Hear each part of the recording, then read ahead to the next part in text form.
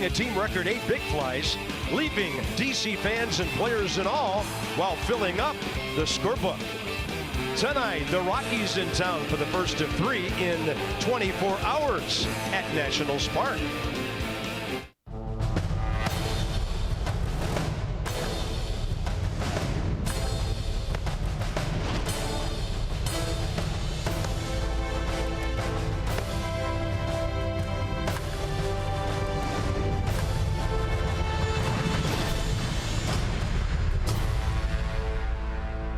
Best news of all, it's dry at the ballpark tonight. Rockies and Nats finally getting this weekend series underway. And a few moments ago, Ian Desmond, fantastic video tribute on the board out in right field.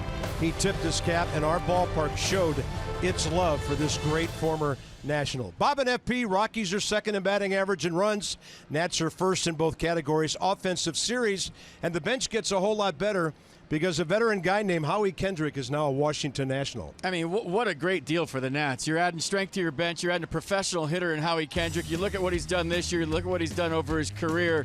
Watched him today during batting practice. He was taking grounders at second, grounders at short, fly balls in the outfield. He's versatile. He can give you a day off. He's going to give you a good at-bat. He's played 30 games in the postseason, so he has postseason experience. And I talked to Phillies manager Pete McCann today, said he's great in the clubhouse. He plays the game the right way. Nats are really excited, and so are we, to have Howie Kendrick aboard. Howie drove down from Philadelphia this morning, couldn't wait to gain about 25 or 30 games in the standings, and now he's a Nat. Let's go to the hot corner. I know you've been looking forward to this because we're all big fans of Nolan Arenado, and we're really big fans of our guy, Anthony Rendon. Well, we'll talk about it more during the game, but the two best third basemen in baseball, in my opinion, going at it in this series. Anthony Rendon is hitting .317, 21 homers, 68 RBIs. And then Nolan Arenado, .313, 23 and 89. They can also pick it. Arenado's won some Gold Gloves. We hope our guy wins a couple someday. The hot corner on display. Should be a great series, folks. Doubleheader tomorrow, but a tilt tonight. Rocks and Nats.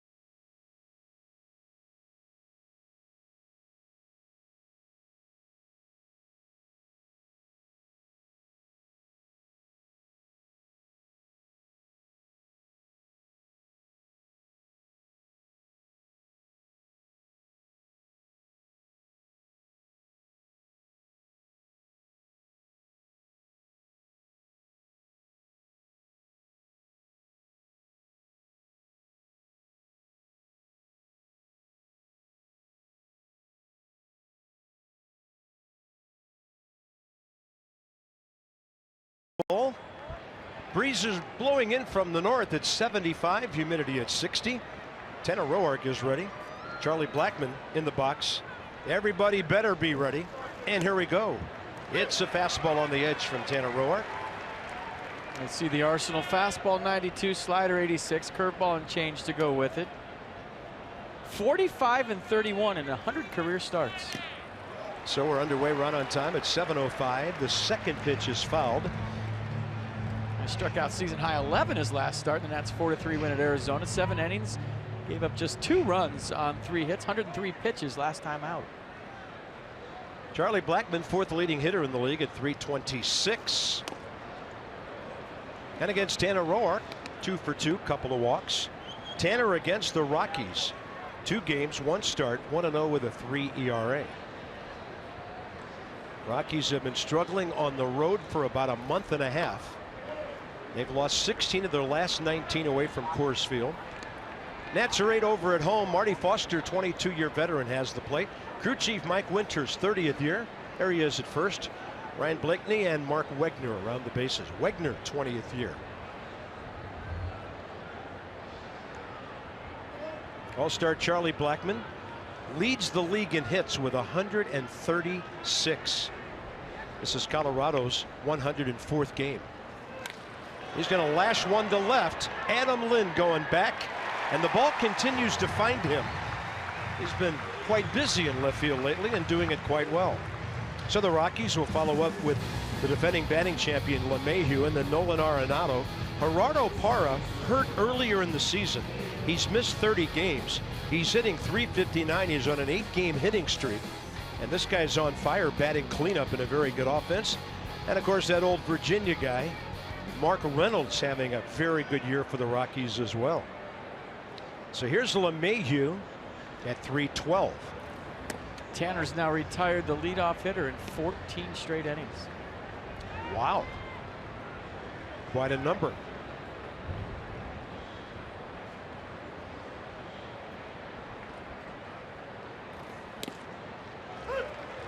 Fastball looking crisp early. 1-1. But remember the last start, if you didn't see it in Arizona, Tanner was more relaxed. We talked about his breathing, just kind of taking his time, but still working quickly, if that makes sense. And that ball's going to knuckle its way up the middle. Some funny spin on that thing as LeMahieu gets his 120th hit of the year. Nats defense tonight behind Tanner, Lind, Goodwin, Harper, your outfield, Defoe, Rendon left side, Murphy, Zimmerman right side, Matt Wieters behind the plate. And it's the battle of tercera base, as they say in Spanish. There they are, third baseman. 2 of the best in baseball, if not the 2 best, in my opinion. And there's the numbers to back that up. 3 errors on the year for Nolan at third, 7 for Anthony. Both of those are outstanding.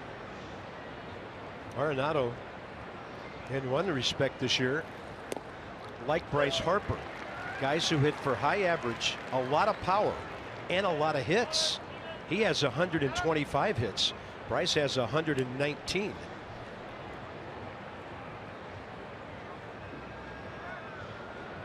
Leading RBI guy in all of baseball at the major league level with 89.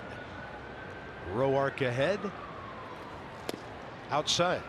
So both have a .591 slugging percentage. That's .591. Arenado .360 on base percentage. Anthony .423. One has 23 homers, Arenado. Anthony has 21, and we talked about the RBI. 89, that's first, and Tony has 68. One plays in Coors Field, one doesn't. I mean, you have to say that, right? The one thing I will say about playing in Coors Field and how it equals itself out, in my opinion, is playing at altitude takes it out of you. So when you go on the road, it's a different ball game. They're used to playing at home. It wears you down at altitude. The pitches break differently on the road. So there's something to be said for that too. It's not all just inflate at Coors Field, and that should take away from a great player. Yeah, that's a good angle by you on that story. That ball is gashed, way foul. Yeah, you're used to pitches not breaking at home, and you get on the road and the sinker's got a little more sink. There's the war for third baseman this season. Anthony Rendon 5.3. That's third most in the majors behind Jose Altuve and Aaron Judge. So we're talking about wins above replacement. explain that as we move on in this game a little more. Great numbers, great players. Brought to you by Jeep. 2-2 to Arenado. And that ball high in the air to left center. Chasing it, Goodwin. Short of the track. 2 down. Homer in Colorado? Close. They do have really deep gaps out there at about 390. So 2 outs and Gerardo Parra now. So WAR is, if a player got injured and their team had to replace him with a minor league guy or a bench player, how much value would the team be losing if that player weren't there? So it's kind of the estimate of their value to date to their ball club and what they mean to them. And just so you know, 3 to 4 WAR is a good player. 4 to 5 WAR is an all-star. 5 to 6 is a superstar, and 6+ is an MVP. Anthony Rendon right now per Fangraphs is 5.3. So that's superstar. Nolan Arenado is 3.5.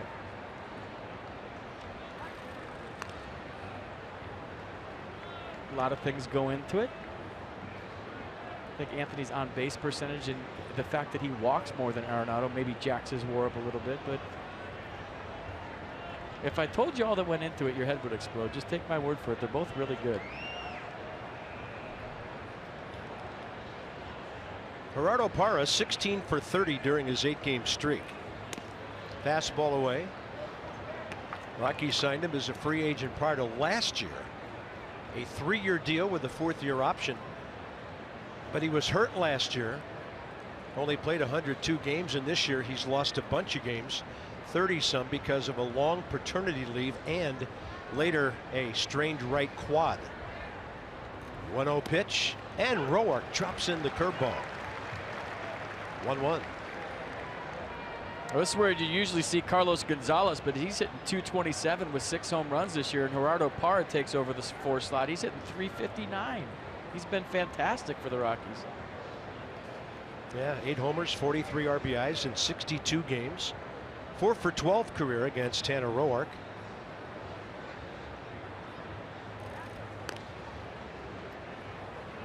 Rockies don't run much at all, and why should they, playing half the games where they do. 35 steals on the year. Mets only team in the league with fewer at 25. DJ LeMahieu 5 steals in 9 attempts. Ian Desmond's actually their leading stolen base guy with 10, and he's been hurt a lot this year. Charlie Blackmon, and who's that guy behind him? What's his name again? I'll say one thing for Ian Desmond. Yesterday with Anthony Rendon, some of the other Nats, Ian was over at the Nationals Youth Baseball Academy, and he was the primary liaison, if you will, as a player between the Nationals and this community. Anthony Rendon has picked up on some of that. There's some guys that play for teams, and there's some guys that play for the city and the community they live in, and that was Ian Desmond to a T. I mean, saying hi to security guards and ushers, yeah, not just, you know, former teammates, everybody in the ballpark, everybody in the city. He was part of it all. Well said. 3-1. And Tanner throws the 93 hitter by Parra. That'll fill the count. Elevated fastball, a little tardy, maybe trying to do too much. Big swing on a 3-1 count might have tied him up a little bit. He was thinking about hitting one in the seats, it looks like. Ryan Zimmerman moves behind the runner. LeMahieu on the move here on a payoff pitch with 2 outs.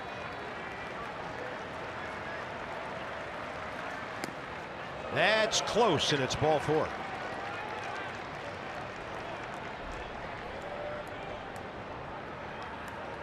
Next up, the dangerous Mark Reynolds. I thought it was a ball.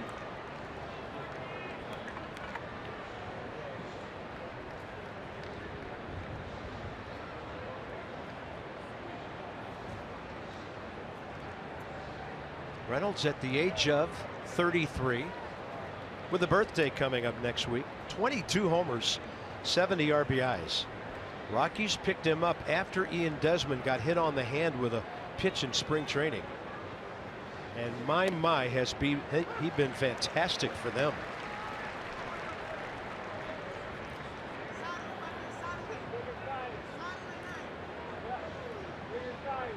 Tanner, some first inning issues this year.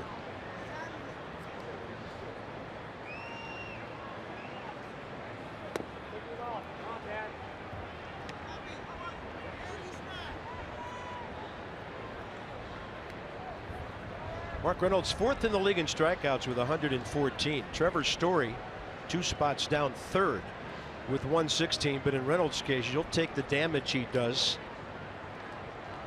and there's been plenty of that. Batting average is .284. That's 50 points higher than his career average after his first 10 years in the major leagues. Well, you see the game plan, 3 sliders in a row, and the one thing Reynolds can do is keep his hands back, the bat in the zone a long time, and hit that slider if it's middle in or middle.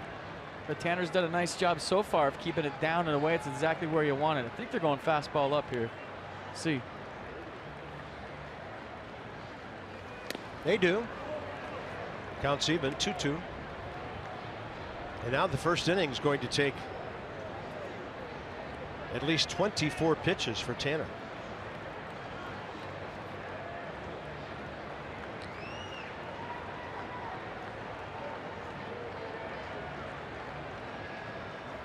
Swing and a miss. He went off speed with a beauty. Couple of fly balls and a strikeout. Now the Nats against German Marquez.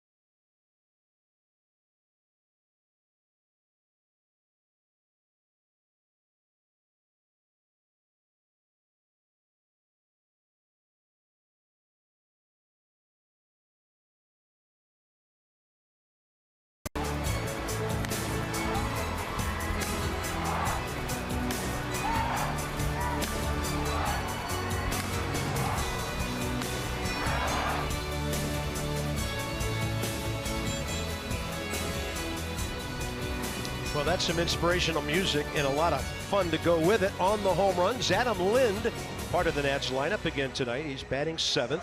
So you know what the big boppers in front of him are doing. And then he's 12 for his last 27. And Adam Lind in 30 starts this year is hitting .310. Nats knocked around German Marquez at Coors Field Tuesday, April 25th. FP 4 innings, 9 hits, 8 runs. You're easily inspired. Got the win in his last start on the 22nd of July. I could listen to that all night. You could. Go ahead. 7-3 winner. Career high 9 strikeouts last time for Marquez. Fastball's a good one, 95. Curveball's his best secondary pitch. He's got a really good one. And it's in there to Brian Goodwin. So for Marquez, that was his only career start against the Nats. That's in the zone a little bit up to the outer half, 0-2. He'll challenge you early with the fastball too, so look for Nats hitters to be ready to hit early in the count. Goodwin went. He's going to be called out by Marty Foster without an appeal. Tony Wolters scrambling to make the tag. The defense for the Rockies tonight behind Marquez, Parra, Blackman, Gonzalez, the outfield. Story, Arenado left side, LeMahieu, Reynolds right side, and Tony Wolters behind the plate. There's Nolan Arenado. I was watching him take ground balls today in batting practice, and he took about 10 to 15 to the left of where Bob Hemley is standing in the coach's box and practiced the throw from foul territory, way foul, across to first base. And you wonder why he makes all those circus plays. He practices.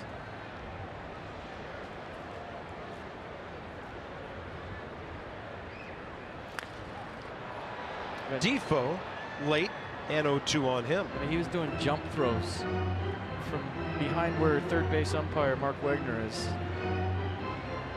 So I think, you want to talk about the third baseman, Carp? I think he's the best defender in baseball at any position. Lofty praise, and I don't disagree. He's won 4 straight Gold Gloves. He's got a couple of Silver Sluggers to go with it. 3 All-Star berths now. And Marquez comes out smoking. 2 Ks to start the game. We'll see what he can do against Bryce Harper. Early game notes for you. The Nats set a new record with 61 wins their first 100 games when they hammered the Brewers on Thursday. 5 times this season they've scored 15 or more. Nobody else has done that. Rockies have won 4 of the last 6 here. And going back to the history of Nationals Park, Colorado is 18-11 on South Capitol Street. So here's Bryce with his 19-game hitting streak, tied with Jose Altuve, who got to 19 yesterday. So inside the streak from Jeep, 429, the homers, the RBIs, the hits, and a lot of runs. Bryce is second in the league in runs scored to Charlie Blackmon. Good rip, 1-1. That's not a 1-for-4 19-game hitting streak. That's some thick numbers. And here's the other day. That was his first at-bat, home run number 26. And then he had a 3-2 changeup down the way that was a pretty good pitch into the red seats in left center. Might have been his most impressive home run of the year. 1-1, and Bryce late for that one, tailing outside. Although the one in Arizona was pretty impressive, but just the pitch and where he hit it.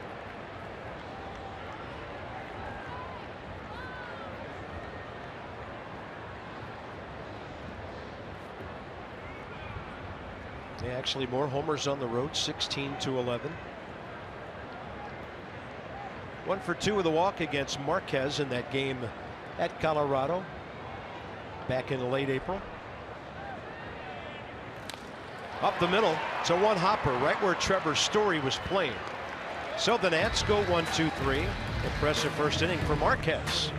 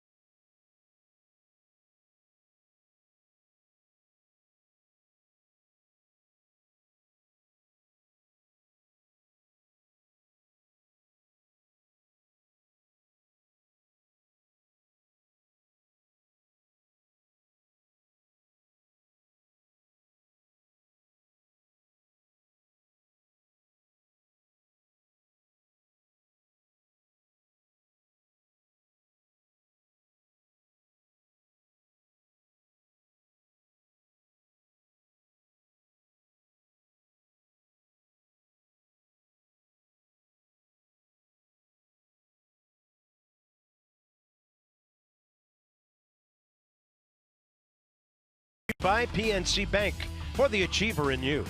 By Ocean City, Maryland. Put your vacation days to good use in Ocean City. Book now at OCOcean.com. And by Night Point Systems. They offer the technology you need when you need it. Big crowd shopping for Nats gear. Big crowd out in the seats on a really nice, comfortable Saturday evening. Carlos Gonzalez coming alive a bit lately. 7-game hitting streak, 10 for 28. But as FP noted earlier, hitting in the high 220s. So there's a unicorn in this ballpark tonight. I want to show you. Here it is. Ready? Hoodies in July on the bench. When have we ever seen that at Nats Park? Are you kidding me? Usually it's 112 with 400% humidity. Jackson and Turner, huh? Just, it's 75. It's cool. It's like an October night tonight in July. Yeah. When does this ever happen? And if you're not here, you're missing it. Sorry. I mean, this is perfect baseball weather. And Adam Eaton's in the house, too. Been around for a couple of days. Roark, a 4-pitch walk to Carlos Gonzalez to lead off the second. That'll bring in Trevor Story, the shortstop. Oh, I get a color. Is this to borrow? Yay. 135 start, first 10,000 fans, ages 12 and under, get a coloring book. Stay inside the lines, kids. It's presented by the Potomac Nationals. Get your tickets. Visit nationals.com. Crushing. Give you the burp. Huh? Thought he was going to do it. It's not where your glove belongs, son. Story at 234. And on the edge. Marty Foster calls a strike. Delay of game call on the strike. Pitching for the ground ball, bottom of the zone. Yeah, sure. Nissan showing us a perfect pitch.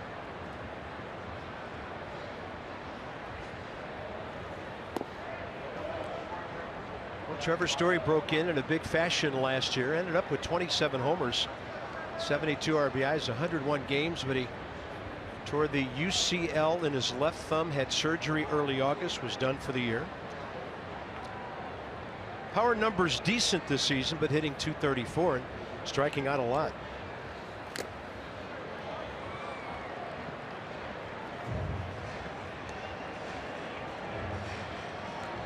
Tanner's a second half guy. We hope he keeps that up. Last time out, 7 innings, 4-3 win last weekend at Arizona.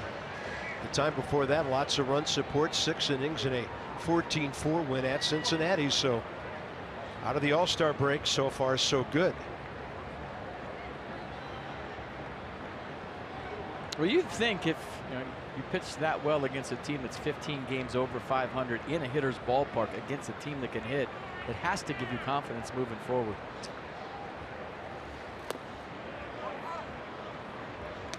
It's a changeup on which he struck out Mark Reynolds last inning, but Story wasn't biting, and it's 2 balls, 2 strikes.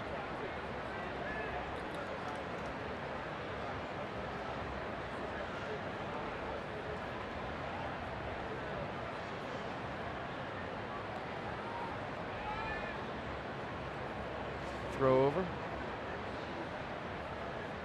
2-2. Back in is Cargo.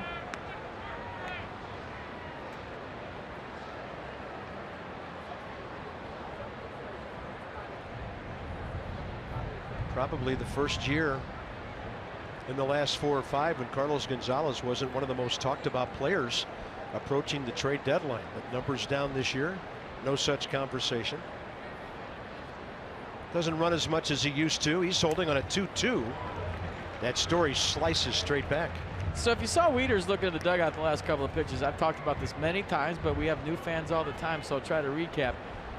If you have a guy you think's going to run, he's looking at bench coach Chris Spire for a throw over or a pitch out. He calls his own signs. He calls his own games. A lot of times people turn on and say, is he looking for the pitch, FP? No, he's looking for throw over or pitch out only. Chris Spire's looking at the runner on first base, Cargo, seeing if he's going, and then he's either calling a pitch out or a throw over. And if he puts nothing on, then Matt just simply calls a pitch. A little recap. Those of you that know that, sorry.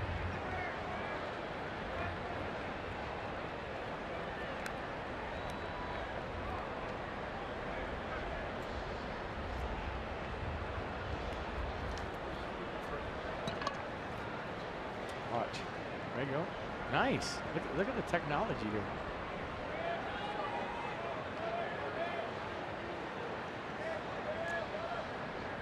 Two. And Trevor Story taking big swings, but able to make contact here.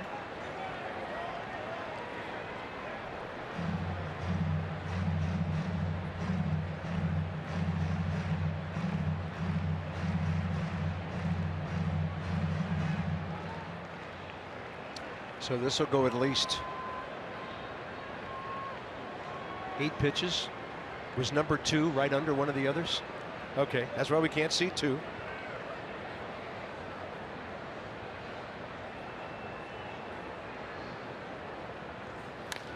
High in the air to right center. Good one going back. Rockies lead 2-0. Trevor Story's 15th of the year. Walking a blast to start the second.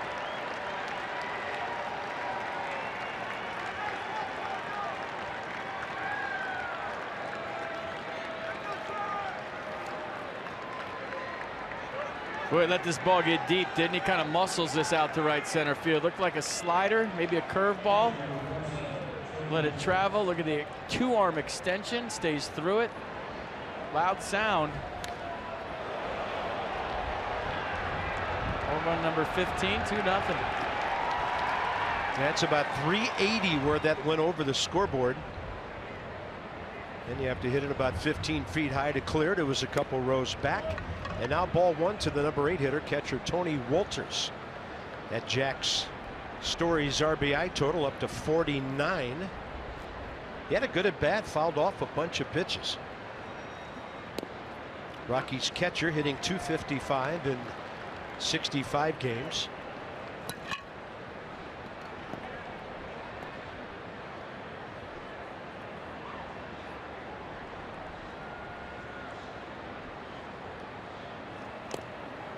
And a foul tip into the mid of Matt Wieters. There he is, Howie Kendrick. Just turned 34 on the 12th of July, hitting .340 for the Phillies, but he had a couple of injuries. Back in April, had an abdominal strain. Later, he had a hamstring, and he told me today at his locker that the leg feels great. He's over that, ready to roll. And Tanner Roark gets his second K for the first out, second inning on catcher Tony Wolters. A swing back fastball from Tanner. Left-handed hitters are hitting .133 against Tanner the last 30 days. 4 for 30 coming into this one. So what's that telling me? That he's getting that pitch you just saw back on track. It's been elusive for him all year.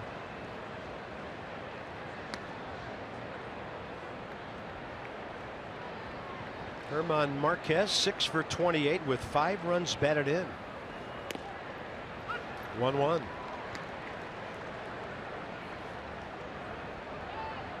That started Joe Ross the night that they hit this guy hard at Coors Field, but Joe was only able to go 4 2/3 that night. Eddie Romero got the win out of the bullpen. That was that 15-12 game. And that's on the edge for strikeout number 3. 2 down. The Washington area Toyota dealers help children and their families by making a $37 donation to the Children's Inn at NIH for every strikeout by a Nats pitcher this year. So 37 times 3, it's $4,000 so far in this one.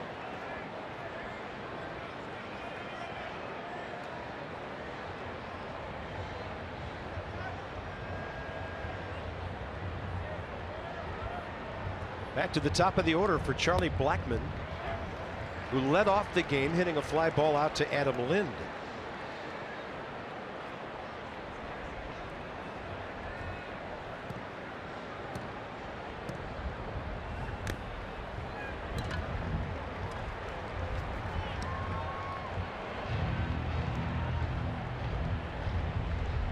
Charlie Blackmon is the Rockies version of Daniel Murphy, a guy that just grinds out every single at-bat. Talking to Rockies people today, it doesn't matter whether it's 15-1 or 2-2 in the bottom of the 9th. He's a guy that doesn't give up at-bats and will really fight you.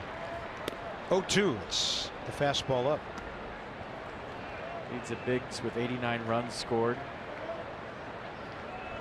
254 total bases and 45 multi-hit games. Wow. Did pretty good in the home run derby too. I didn't expect that. Yeah, you made a good call on Justin Bour. And I took Stanton, and both of those guys got tough first round matchups, didn't they? Justin Bour put on a show, though. That was fun. I love the way he played to the crowd. Yeah. That was fun. 2-2. Well, I mean, I had the advantage of leading against the cage in Miami and here every time he hits, and he puts on a show. Raw powered, no batting gloves, hits him into the third deck all day long. Yeah. Maybe next year he'll be here in his hometown, basically, Justin Bour and Charlie Blackmon. And Bryce said he's going to compete. It'll be fun. 2-2 pitch. Right down the middle to Charlie Blackmon, who just froze. So here's our Mazda Doob, and it's Ryan Zimmerman stepping on the field tonight. It's his 1,500th career game. 3 away from Gary Carter, 3rd on the all-time organization list.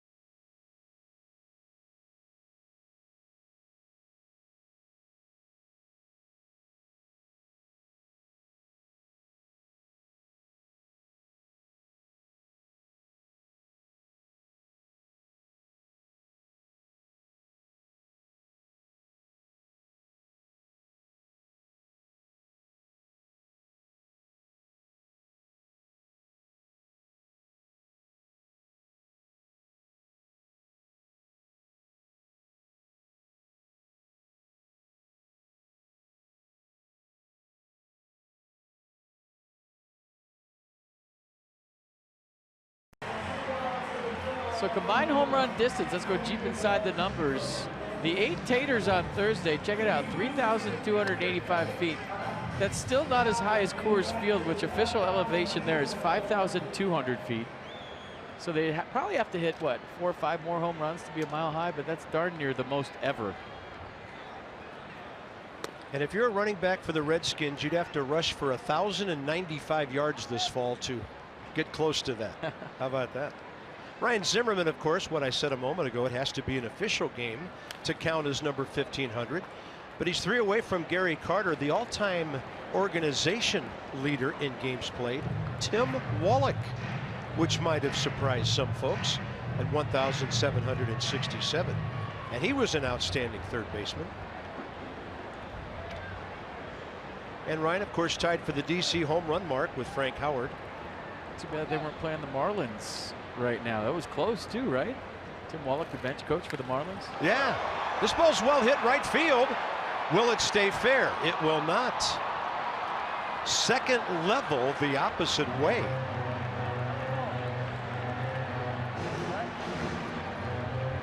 So streaky, isn't he? I mean, when he's locked in, look out.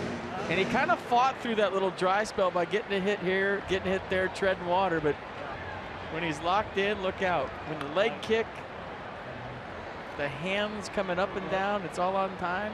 That's when the damage occurs, and that was close.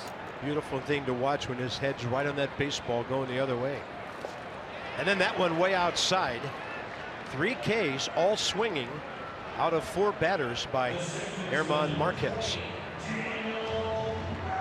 Murphy is next. A little different than last night, where 4+ inches of rain fell in the district. Whew. Yeah, that was a big league storm. That was no A-ball, AAA deal. And I think everybody made a good call on calling that one off early before a lot of people were making their way down here. It's approximately 4:30 yesterday. First pitch swinging, Murphy to LeMahieu. 5 in a row. Here's Anthony Rendon. Boy, he hit the 5th one of the inning. There was 4 in a row. Then Daniel Murphy tried, couldn't do it because he's only human. And then Anthony Rendon steps up. It's the 5th home run of the inning. See you later. Bob lost his voice for an inning. And for a good call, cause, by the way. just like this one. DC Lexus dealers donate $250 to the Children's National Health System. The first 200 home runs hit by the Nats this year. Lexus, experience amazing.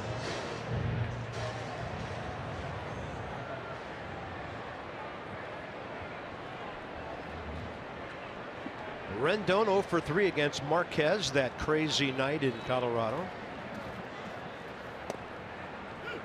Well, if you're sitting in the Nats dugout right now, you're saying that curveball is pretty good. I want to get that fastball before he gets to it. Opponent's hitting 206 against the Marquez curveball.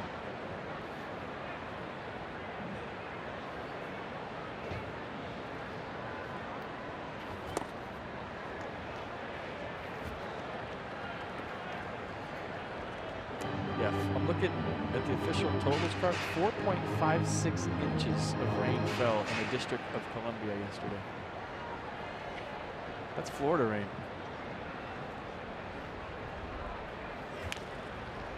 And Rendon out ahead of it. 1 ball, 2 strikes.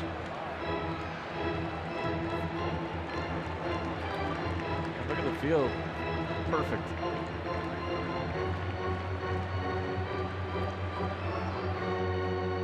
Yeah, a couple of the spots from the Bonnie Raitt, James Taylor stage out in center field, they're just about disappearing.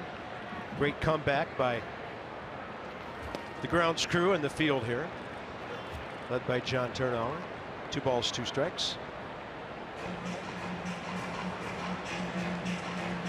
And just a reminder, as you enjoy a cold one on a Saturday night, look forward to Miller time later in the ball game. That's brought to you by Miller Lite.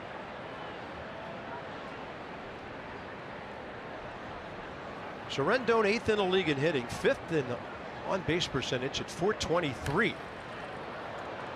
99 on the Marquez fastball.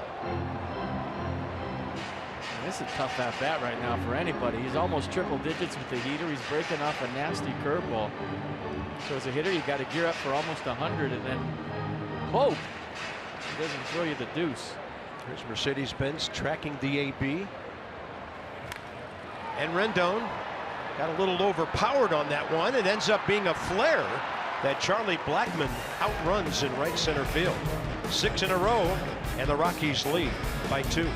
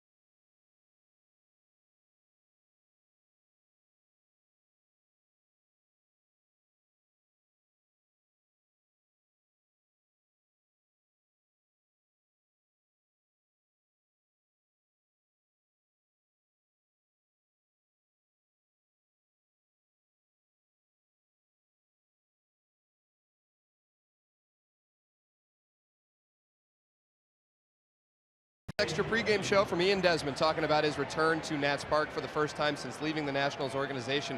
I talked to Bryce Harper earlier today about Ian and what type of impact he made on him and on this organization.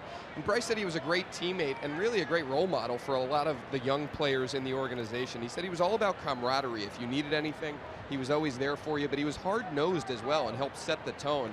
Bryce said he was somebody that I looked up to right when I got here. He left an imprint on me. He became one of my best friends. I was very fortunate to play with him and to know him. And guys, I know a lot of people in the organization and the area feel the same way. Yeah, Dan, absolutely. One of the best we've ever had here. So, Dan, with our DesmondCoons.com sideline report, when you're talking Cars, you're talking Coons. To the top of the third and a bouncer by DJ LeMahieu on the run. Wilmer Defoe for the first out. Well, I think all the things you're talking about with Ian Desmond tonight is the reason the Nats offered him a long-term deal.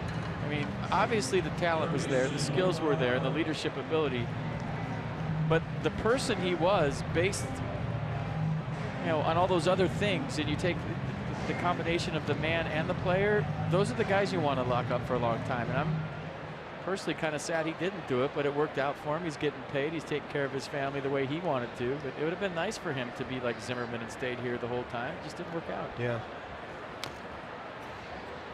I mean, you don't offer jerks 7-year deals. I mean, why would you want a jerk around for 7 years? And he's not. He's one of the best we've ever had here. The opposite of that.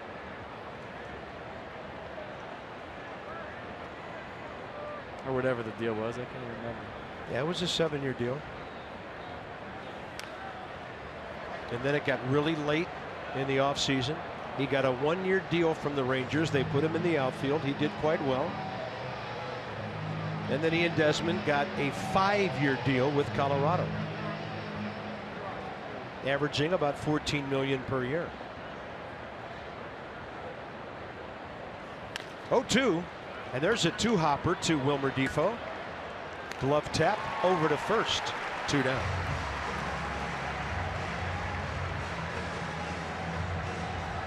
We got more on Ian Desmond coming up later, including his first ever major league game, and it was something to remember way back on September 10th, 2009. In fact, it won a game for the Nats against the hated Phillies.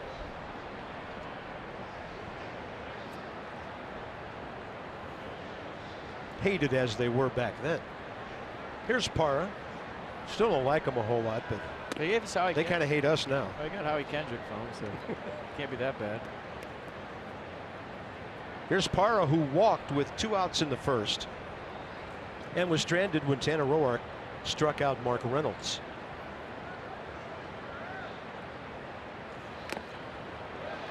Foul tip.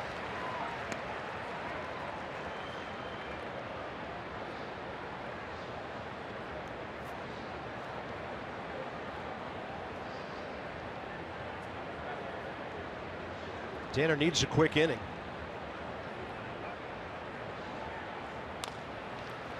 It's like 3 ground balls.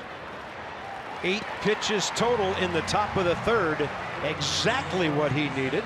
Here comes Lind, Wieters, and Roark to follow.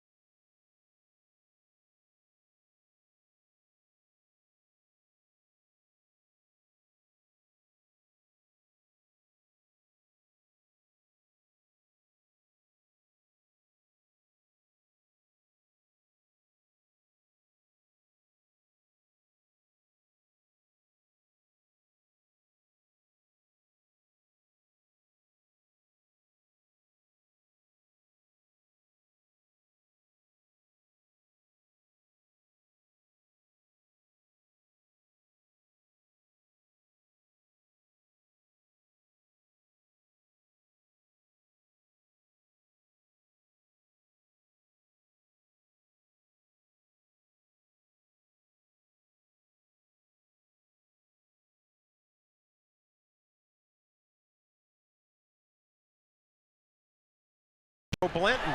And there goes a home run, a 3-run shot in the 5th inning. He had doubled the opposite way for an RBI before that. So Ian Desmond, big league debut, 2 for 4, a homer, 4 RBIs, and the RBIs were a franchise record in a debut at the major league level. That was a record that stood since 1969, Coco LeBoy. And I guess it's only appropriate because Ian was actually drafted when the Expos were still in Montreal. Last link as a player to that team. He had hit .330 at AA and AAA that year before he got called up. Tim Raines going in tomorrow. Yeah, it's a great day. Pudge, the first Nat to go in tomorrow. All kinds of ties. Very cool. In there on a 2-0 to Adam Lind, who faces Marquez for the first time. Adam's numbers great. 327 overall, 310 as a starter.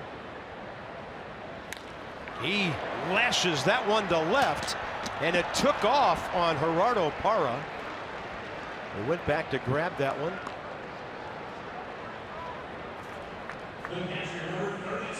Best swing of the night for the Nats early on. Looks like he got a fastball up out over the plate, and you're thinking, is this going to beat Gerardo Parra and left?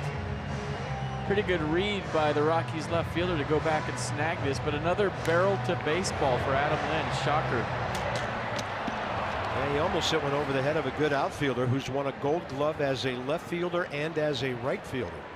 Here's Matt Wieters, and he sits safely in 7 of his last 11 games.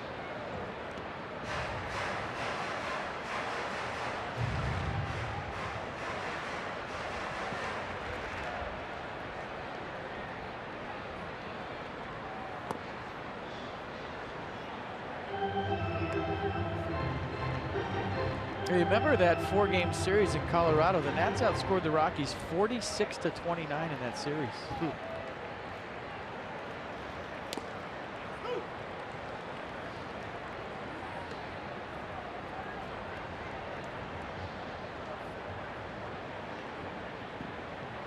Lost 8-4 did the Nats. Then they won 15-12, 11-4, and 16-5. Now that's 8 in a row for Marquez and his 4th swinging strikeout. Nissan on the pitch cast. And that's a hard curveball. It says slider on the scoreboard right now, but that went straight up, straight down.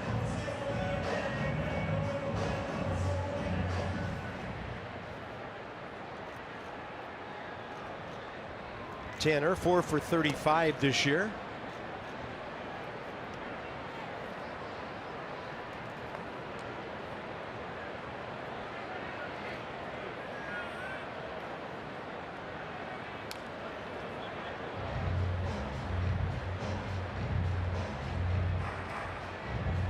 You always see an offensive outburst followed by, you have to struggle to get some runs. You were hoping the rain out yesterday kind of nullified that, but Marquez has been good. This is good stuff you're seeing. 3-1, 9 in a row for German Marquez.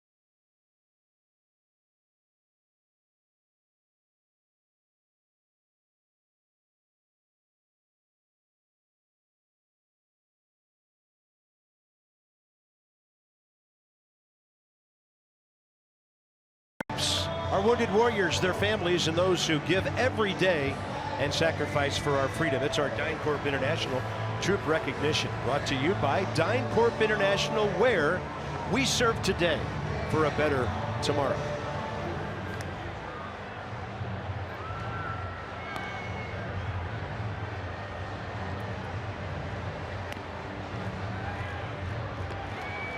Cool sunset right now in the Capitol. The sun, we haven't seen it in a few days. There it is. Yeah, fighting its way out just before sunset.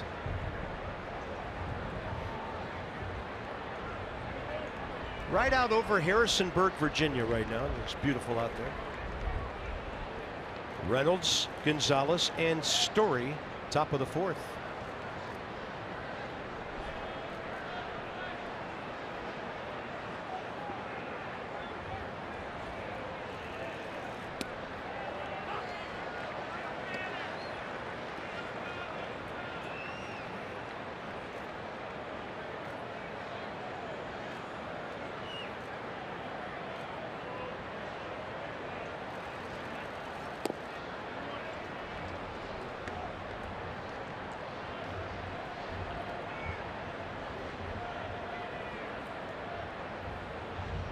Tanner Roark coming off that 8-pitch third inning, 3 ground balls.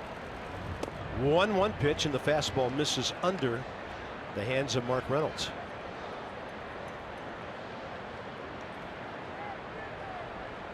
Saturday Reds in effect. Missed the Friday Blues yesterday.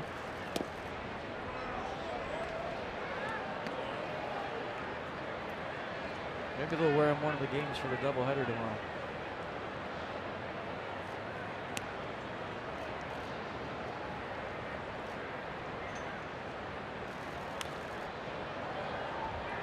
That was a 3-1 changeup from Tanner Roark.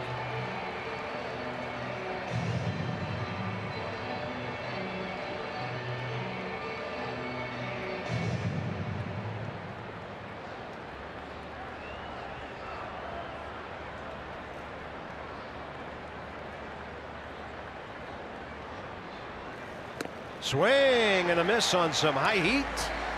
Tanner Roark, 5 strikeouts.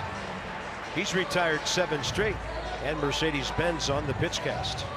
That climbing the ladder might have been out of the zone, but that's where Mark Reynolds likes it. Top of that high fastball's got a lot of pop. Couldn't get on top of that one. Good pitch. Why is it a good pitch? Because it worked.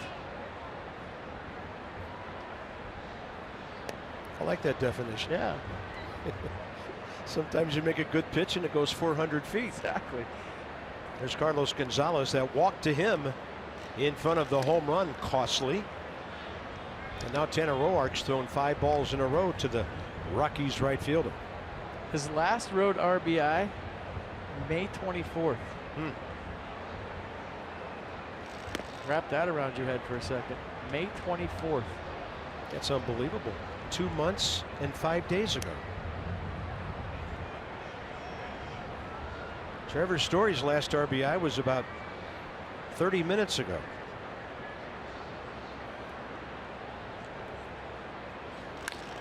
On a 2-0 pitch, that's a base hit. Great effort by Anthony Rendon to his left. So Cargo beats the shift, and he's on for the second time. StatCast powered by AWS. And Trevor Story with a far one the other way. Check this out. 403 opposite field, 102 miles an hour, 31.9 degrees. Pretty good swing.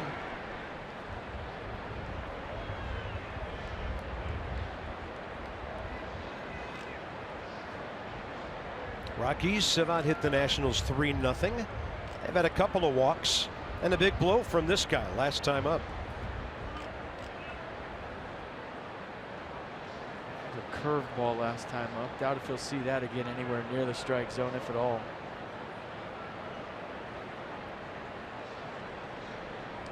Well, here comes one.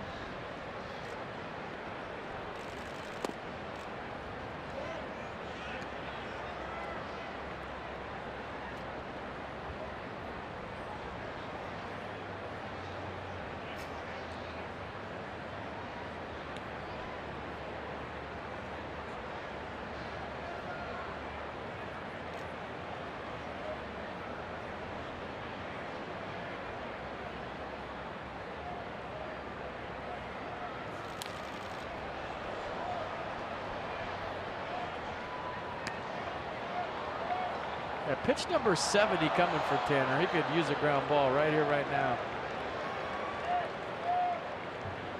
101st career start tonight.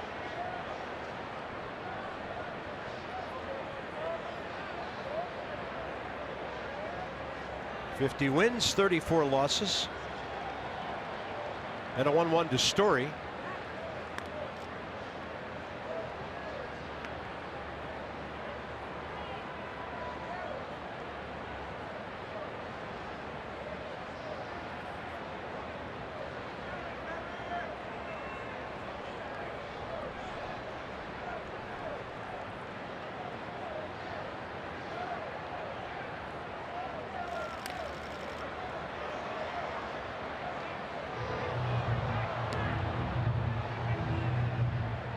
Into the 8 o'clock hour here at Nationals Park. Beautiful evening. Cloudy skies earlier, clearing up now. 75 degrees at game time. First of 3 with the Rockies. Eric Fedde, Kyle Freeland tomorrow early. John Gray, Edwin Jackson tomorrow night.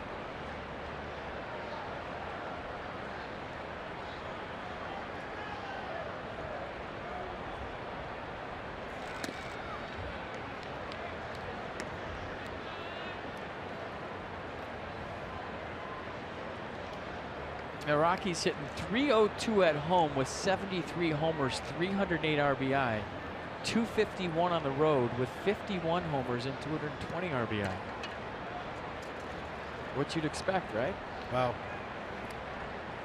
That's a huge difference. Their overall average, 275 coming in, right behind the Nats, 279. They're averaging 6.32 runs at home and 4.39 on the road.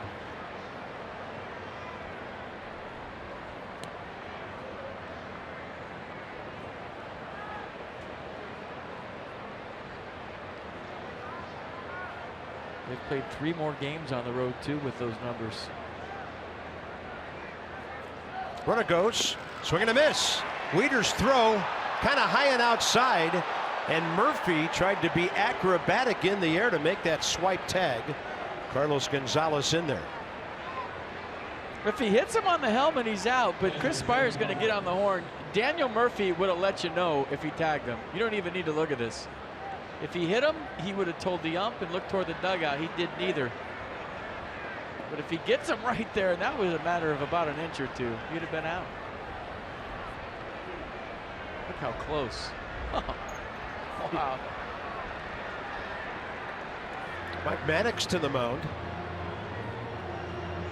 Number 8 hitter Tony Wolters coming up. The classic National League situation here. Runner in scoring position, 2 outs, the number 8 hitter and the pitcher next. What do you feel comfortable with? Do you want to go after 8 or do you want to go after 9? Your call. What do you think? That's all that was.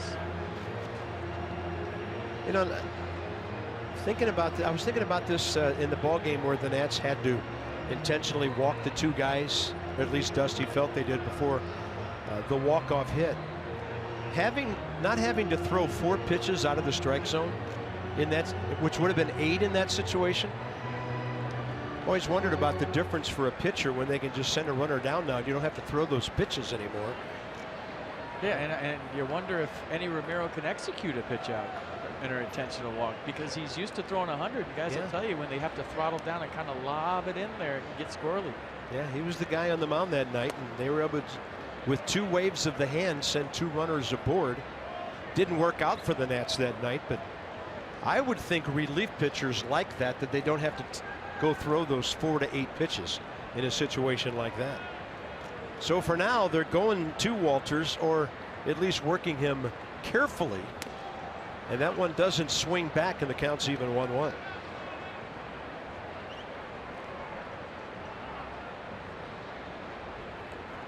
Yeah, you missed it. There he goes. So that's 2 pitches against Tanner's pitch count. Rockies' 3rd walk of the night. Oh, Monday. We'll be in Miami. You'll be here. 2nd annual crab feast on the field. That's presented by Budweiser. Maryland Blue Crabs, sides, and all you care to drink. Bud Lights. Nats will be taking on the Marlins in Miami. Visit nationals.com/crab feast for details. You can eat fish while the Nats are playing the fish. It's crabfish, shellfish. Marquez called third strike first time. Big hook, strike 2.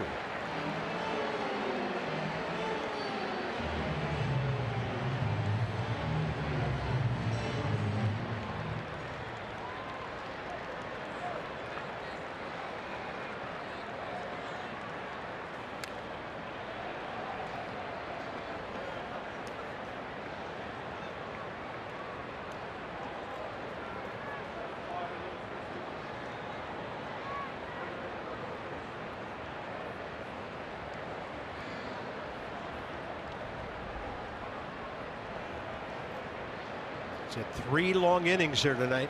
Swing and a miss. But Tanner keeping the Nats very much in it. 2-0 score after 4. Or did he foul it? Evidently got a piece of it and hitting the dirt.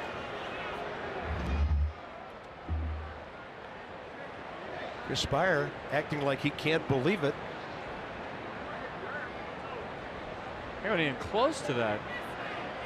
It's not reviewable, it's not challengeable because it's in front of the umpire and he can't see it. Wow.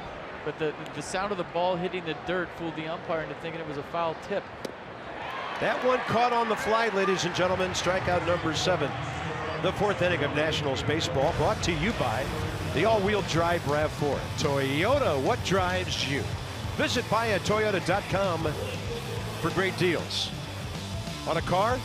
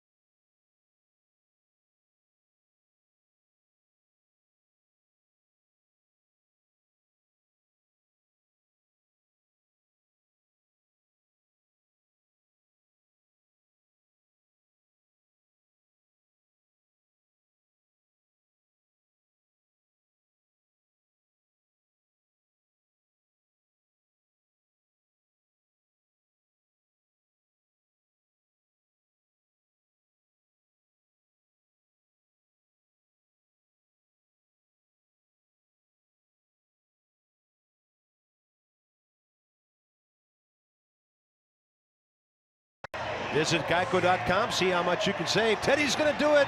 It's going to be his first of the year. Or not. It's ladies' night. I mean, that's probably why I stopped. A smaller than vast right field conspiracy, and Teddy is still winless on the year. You're never going to win a race if you get creepy. That's just a fact.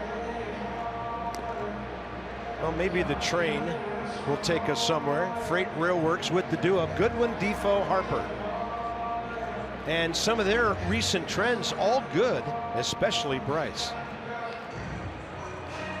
But I'm asking you, as a friend, is it too early to change seats? Yes. Okay. Hold on to that. I don't believe in anything until 5 innings are in the book. Okay. That's just me. All right. That's why I asked you as a friend. Then I'm sitting here. I know one night when Max was pitching, I said to the truck, same seats after the first pitch of the game. You can, but that was really early. There's some nights when you can say that, and you're right. Just can tell in the first inning if he's going to have one of those nights. I was like, strike one, it's over.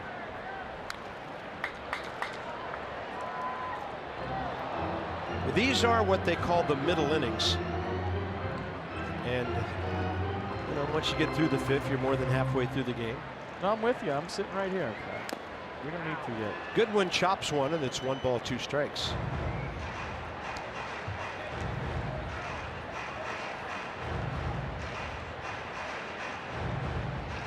Sweet swing Thursday. I think he hit a double his first time up to left with 2 strikes. He just touched it. And that kind of gave you an idea that the ball was going to fly. It was a humid, still day here at Nats Park. And then that home run, easy sweet swing for his 10th.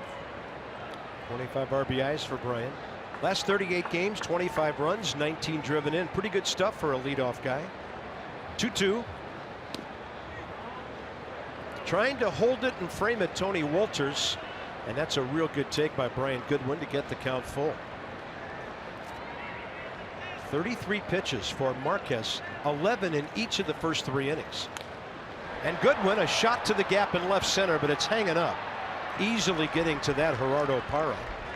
10 in a row to start the game. Inside the numbers presented by PNC Bank. So most games with 19 hits or more in a single season. The Nats are 1 away from the Mariners' 96 record. A lot of teams have done 6. And I mean, there's still 61 games left after tonight.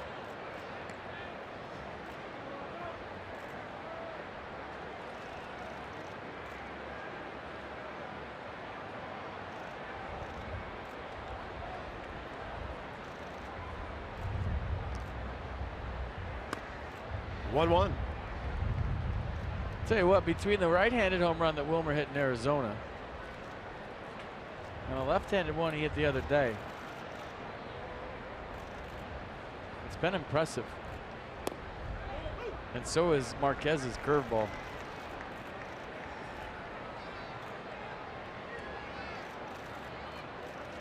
Trey Turner taking ground balls today, flipping them back in with his glove.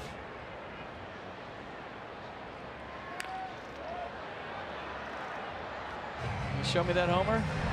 Here we go. Here it is, Thursday. That was the second one of the bunch. He started to watch it and then thought, hey, I'm a rookie, I better not. But that was one you could watch. Facing the upper deck. 1-2 here, and that's in there to get him looking.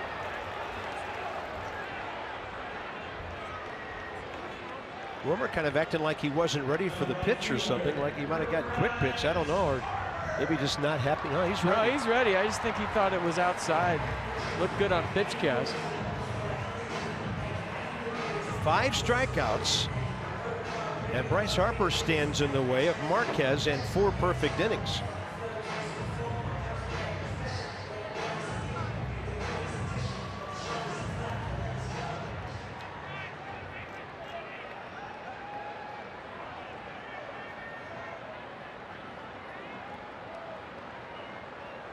One hopper to short first time.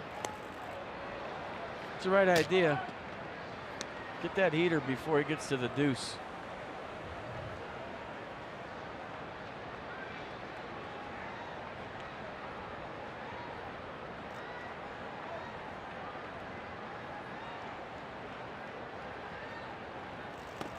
Oh.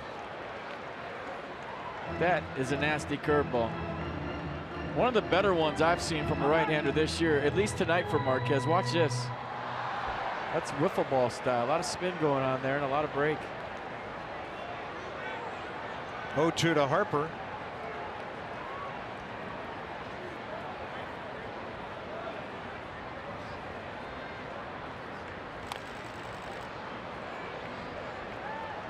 I mean, a foul ball off that curveball with 2 strikes is a small victory at this point. He's dealing.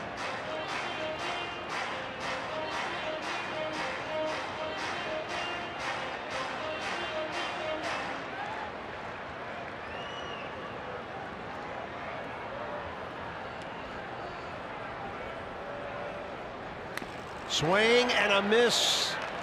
99, and Marquez so far has something special going on tonight.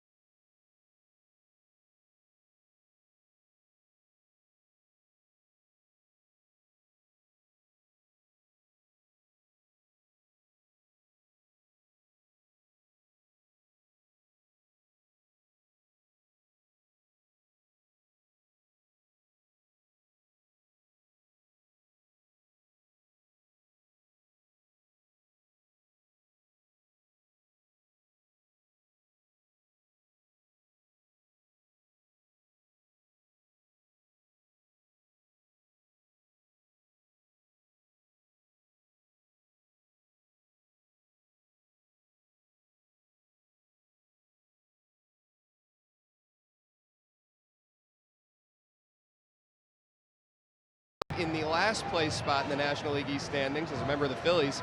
And after his deal to the Nationals, now finds himself in first place in the NL East. He joined this Nationals club today, was on the field taking BP, taking grounders at a number of different spots, and getting some work in the outfield as well. As a big history buff and as someone who badly wants to win, Howie called this a new opportunity in DC, a dream come true. He also said he's long wanted to play for Dusty Baker. Dusty said he's heard nothing but good things about his new roster addition, calling him a leader and saying he heard when Kendrick speaks, players listen. Guys, he's a .290 career hitter, hits lefties and righties well, postseason experience. Dusty likes what he has. Yeah, he brings a lot to the ball club. Thank you, Dan. When you're talking cars, you're talking Coons. And Dan with our Coons.com sideline report. There's a busted bat, and Rendon will grab it. Charlie Blackmon is 0 for 3. That was severe damage. I talked to Pete McCannon today, Phillies manager, and I said, what do you got on Howie Kendrick? He said he's a gamer, he plays the game the right way. And he's a professional hitter and loves the way he goes about it. Great in the clubhouse, so good scouting reports all the way around. And I think when you get traded to a winning team and you gain, what, 38.5 games in the standing in one day, you're going to be a good teammate regardless. You just kind of fit in, and he's a pro's pro. He knows how to hit, hits the ball hard the other way. I remember him hitting a home run to right at the bank off Steven Strasburg earlier in the year. So he's got pop to right center. He'll pull the ball if you hang it, but he's going up there looking to hit the ball in the right center field gap. He can play second. He can play a lot of infield positions, left field mostly for the Phillies. So he's versatile, and he's a pro. 30 postseason games under his belt. Impressive. Knows a lot of the Nats from the same area as Daniel Murphy. Said he's known Murph for a long time. Jacksonville, Florida area. Originally signed by Casey Kochman's dad, Tom, a great Angel scout, 10th rounder back in '02. And while we were chatting, he was delivered a first baseman's mitt. And I said, what's up with that? He said, well, I played a lot of first base my first year in the big leagues, and that and other positions since. And he can hit. That's what position he plays. He can hit. 1 ball and 2 strikes.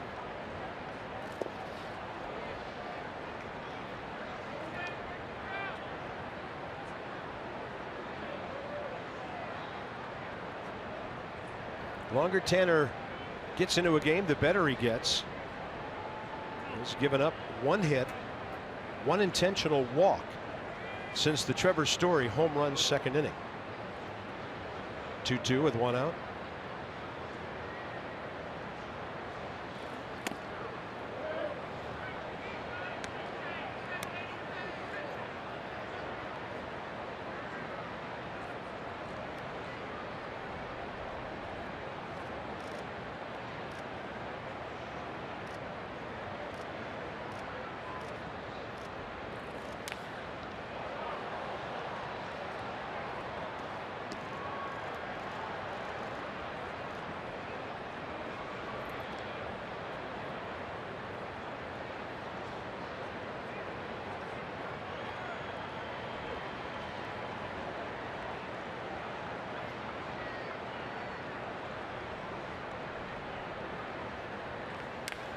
And a ball drilled, heading for the right field corner, but slicing foul.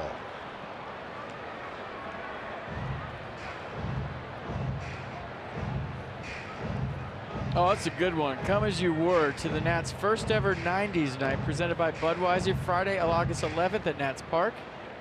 Nats Giants 7:05 start while dressing up and celebrating the music, movies, and TV shows of the 90s. Oh, yes. Visit Nationals.com for details. Do you think Screech is going to go as Screech? Saved by the Bell? That's a good question. 3-2 with 1 out.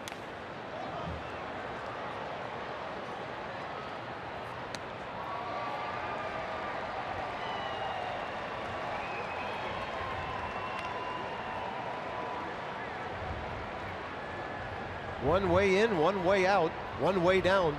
Everything else up and away. I think he's going to pitch him away here. Just a guess. Tanner Roark, 4th walk of the night.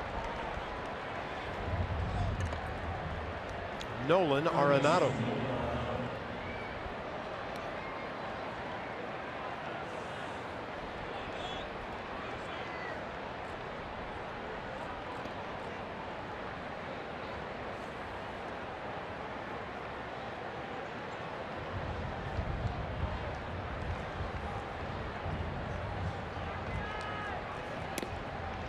in there. Fly ball to center. Ground ball to short. There was a high fly ball out to left center back in the first, run down by Goodwin.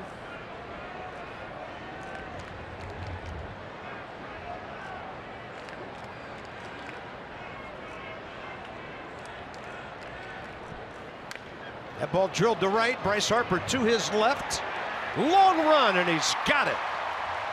Scampering back to first. LeMahieu on the second out. Bryce Harper is having a Gold Glove caliber season in right field. I mean, he is. And the thing here you can't teach is this is an amazing play, but watch him pop up and look for the double play immediately.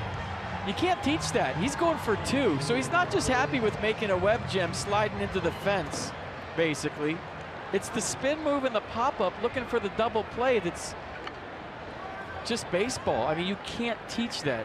Most guys are happy they made that play. They don't think about popping up looking to get the runner at first base on the double play.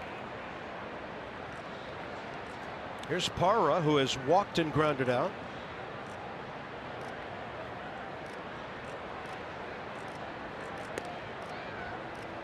I'm serious. You could do a drill for a year with a guy and he wouldn't do that instinct. I mean, that's just baseball instincts by Bryce. That's what I meant when I said baseball. That's instinctive. You can't teach that. 6 assists on the year. A lot of those came early in the season. Nobody's been running on Bryce much for the last couple of months. Outside.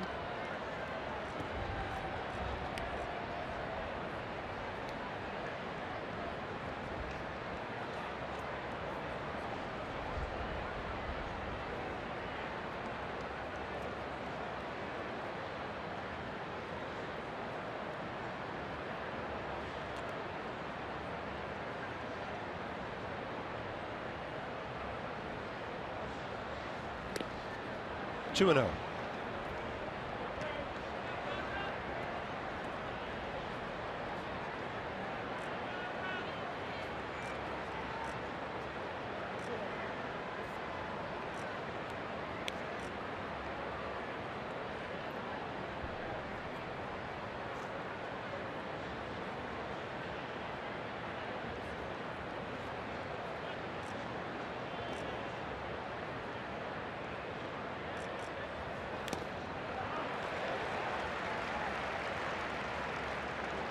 Pitch number 97 coming for Tanner Roark in the fifth.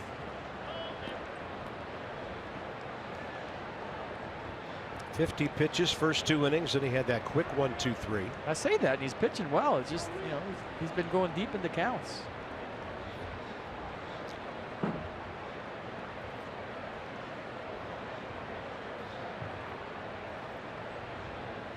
Pretty good lineup he's having to cut through too.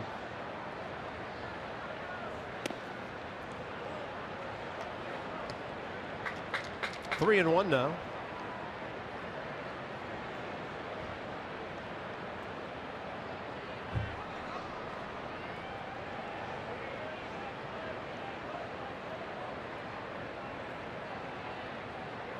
I'll try to front hip him here.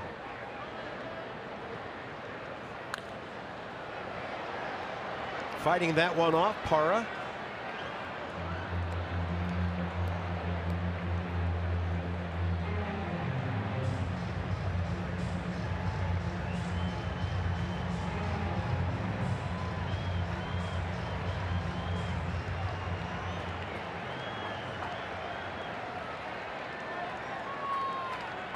Don't really have to give in here in a 3-2 count. Mark Reynolds has struck out twice on deck.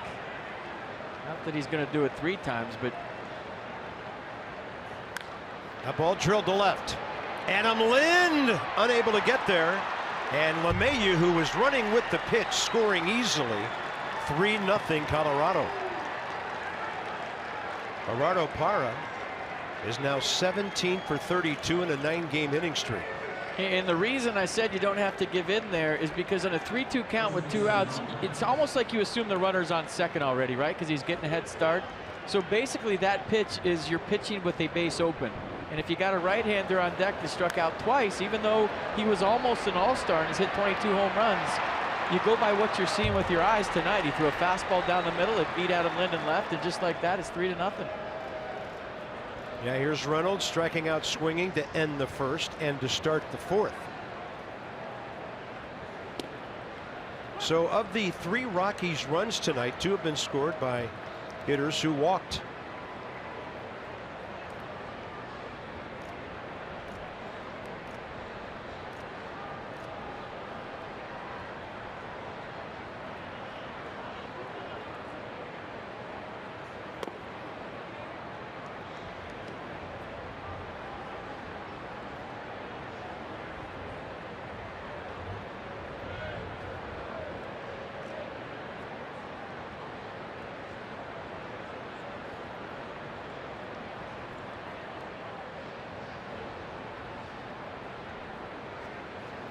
You know, baseball is such a right now game, and we have so much information at our fingertips now, like real time analytics, all kinds of information. But there's no substitute with what you're seeing with your eyes on a given night. Now, who knows what happens in this at bat with Mark Reynolds? But whatever the history is and whatever the numbers say, you have to go by what you're seeing tonight. Reynolds, a long ball to right, and Harper going back. That one hits at the base of the wall, and now it's 4-0 as Reynolds trades places with Parra. And for Mark Reynolds, his 71st RBI. Well, he struck him out with the elevated fastball last time up, and he was in a 2-strike situation. I think he tried to do it again, and Reynolds was ready this time. So yeah, that's just got a little bit too much plate with 2 strikes. Tried to swing it back maybe and catch him looking. But a nice adjustment by Mark Reynolds with 2 strikes after striking out twice. He goes double to right over Bryce Harper's head to make it 4-0.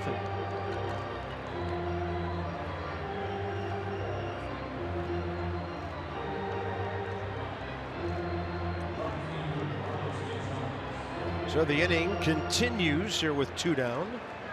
Carlos Gonzalez is next. He has walked, scored, singled, and stolen a base.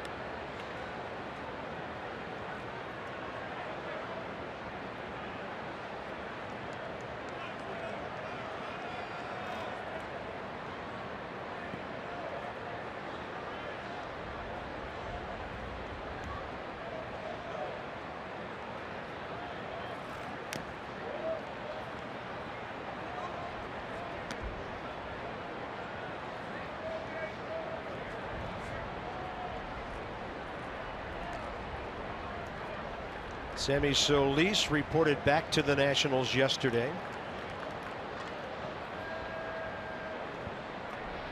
Each ball club will get an extra player tomorrow for the doubleheader. Runner just walking over to third base with Anthony Rendon playing about halfway out to short. And now the count's 1-1 with 2 outs. Yeah, just sees that he can walk into third base, so he does. Mark Reynolds, second steal of the year.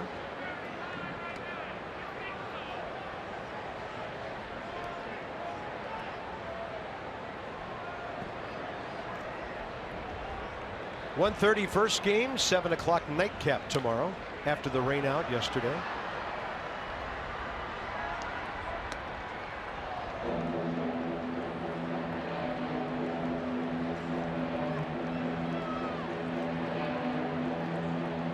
Yeah, with the way Marquez is pitching, you can't allow any more.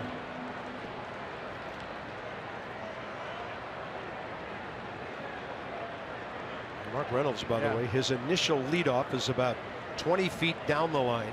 Or more. He'll be halfway home by the time the pitch is delivered. You know, that's fine, especially because he's in the windup. But from a safety standpoint, you don't want to get too close to a hitter. A foul ball, you have no reaction time. So, you know, you get the big lead, so you score on a wild pitch, but unless you're stealing home, and you can't with 2 strikes and 2 outs, careful. I mean, look where he's at. Swing and a miss. Tanner Roark, strikeout number 8, but the Rockies score a pair of big 2-out runs. To the 5th, Ryan Zimmerman, Murphy, and Rendon follow.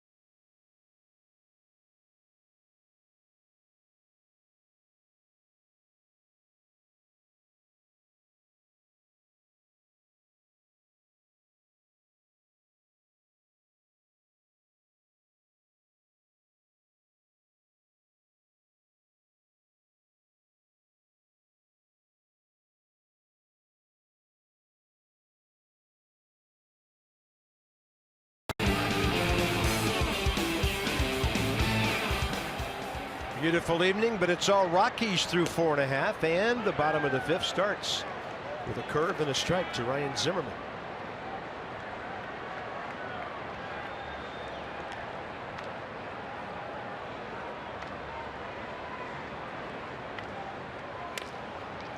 Foul in his 1500th career game. I ask you as a friend. Okay. Can we change seats now? Yes. Okay. I'm getting up. Change seats, everybody. Bob said. I got up and did some calisthenics between innings. Changing seats. Standing up for this one.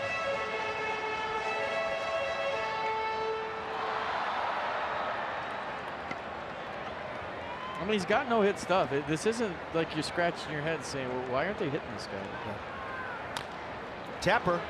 Zimmerman off to the races. Barehanded play, and well played by Trevor Story to make it 13 in a row to start the game. Clutch play by Trevor Story. He's already got a 2-run tater under his belt, and you're thinking, did Ryan Zimmerman break up the no-hitter like he did against Michael Wacha in St. Louis? Similar kind of chopper. Wacha, I think, jumped for it and tipped it. And whoever was playing shortstop that night for the Cardinals couldn't make the play behind him. And a nice play by Trevor Story to keep the no-hitter intact. Yeah, and the perfect game. That one you brought up was with 2 outs in the 9th inning. Here's Murphy with 1 out in the 5th. He swung at the first pitch, first time up, so taking all the way here. Murphy 3 for 4 career against Marquez. He had 3 hits and 5 RBIs in that game at Colorado. Low 1-1.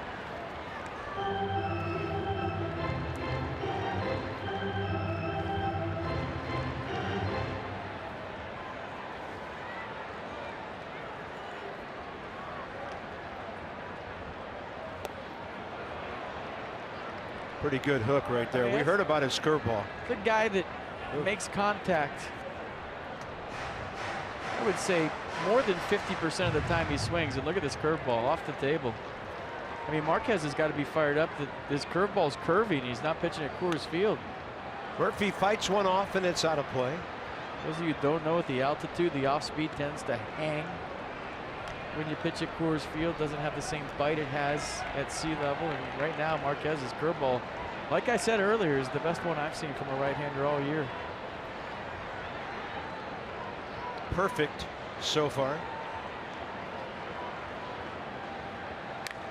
And Murphy launches one to right, and it's hooking into the upper deck foul. Somebody didn't change seats. It's not cool. And you know who you are, and I'm going to find out where you live. Zimmerman came close back in the 2nd. This one was real close. Yeah, you. That's who I'm talking about.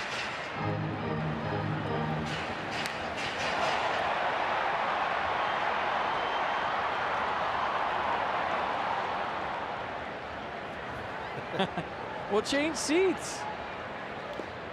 And Murphy takes a curve in the dirt 2-2. You know, Daniel, and you've talked about this ever since he came over here, the ability to keep those kind of balls fair has been amazing. That one just out ahead enough. That's one of the longest balls he's ever hit here.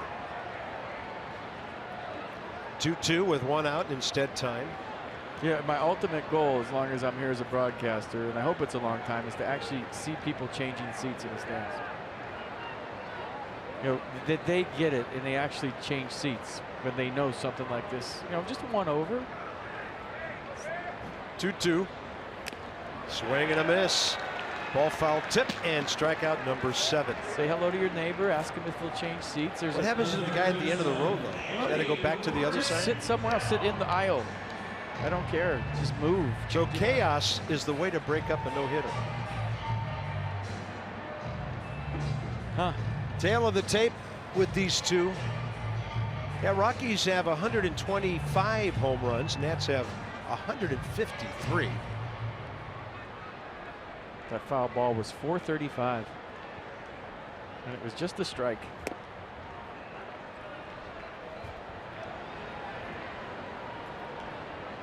Rendon, flare to right center, run down by Charlie Blackmon first time. That was as close as the Nats have come to a hit, along with Lynn's drive to left back in the 3rd and Zimmerman's chopper this inning. Rendon's going to hit a fly ball to right for Carlos Gonzalez. Foul ground. And now German Marquez. A perfect game through 5.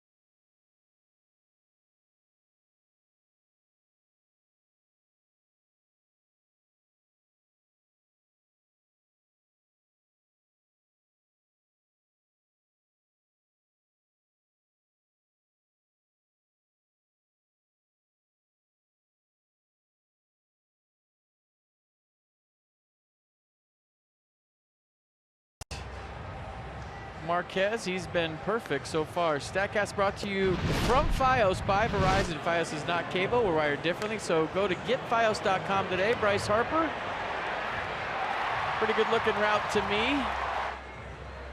A sliding catch and the wall approaching. Tanner Roark appreciates it. My favorite part is him popping up to look for the double play.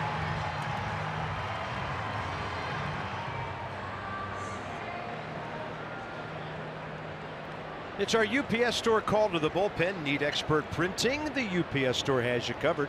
Together, there's nothing we can't solve. Sammy Solis, 12 days short of his 29th birthday, back with the big league club, and he appears here in relief of Tanner Roark in the top of the 6th.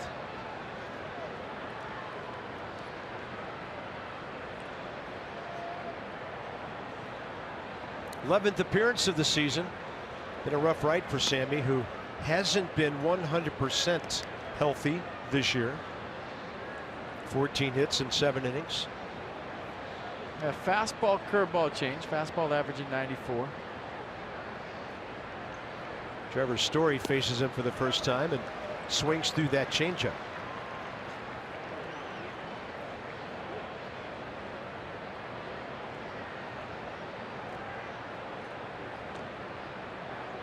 Story, Walters, and Marquez, top 6.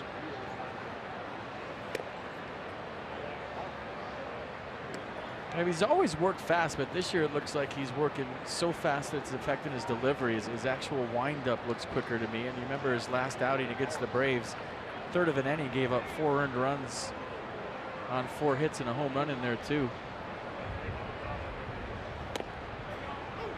Well, we are seeing 95 with the heater. Well, fastball's averaged 94 this year, so I don't think it's been a matter of the velocity. Although you're right, Carb, his last outing it was down a tick. I think we made mention of it. 2-2.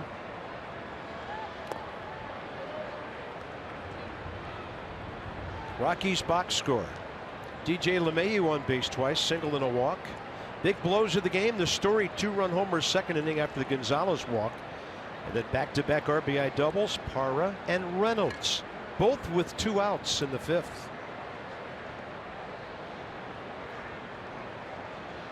Swing and a miss on a fastball at 96, tailing away. That's the 9th strikeout by the Nats staff tonight. Nissan will track it. Well, big 3-2 pitch goes with the challenge fastball at 96, and Trevor Story can't catch up. Good pitch.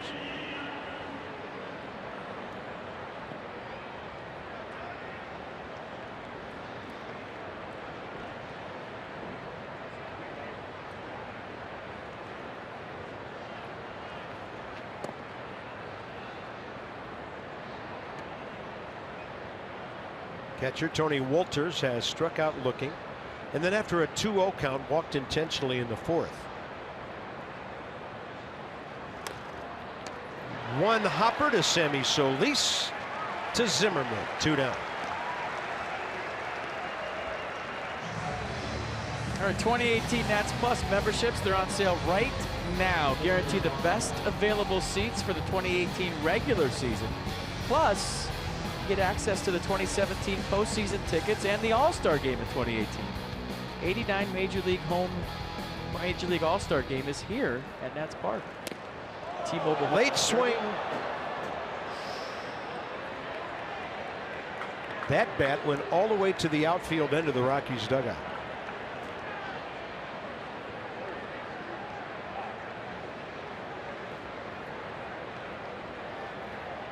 Third base coach Stu Cole picked it up.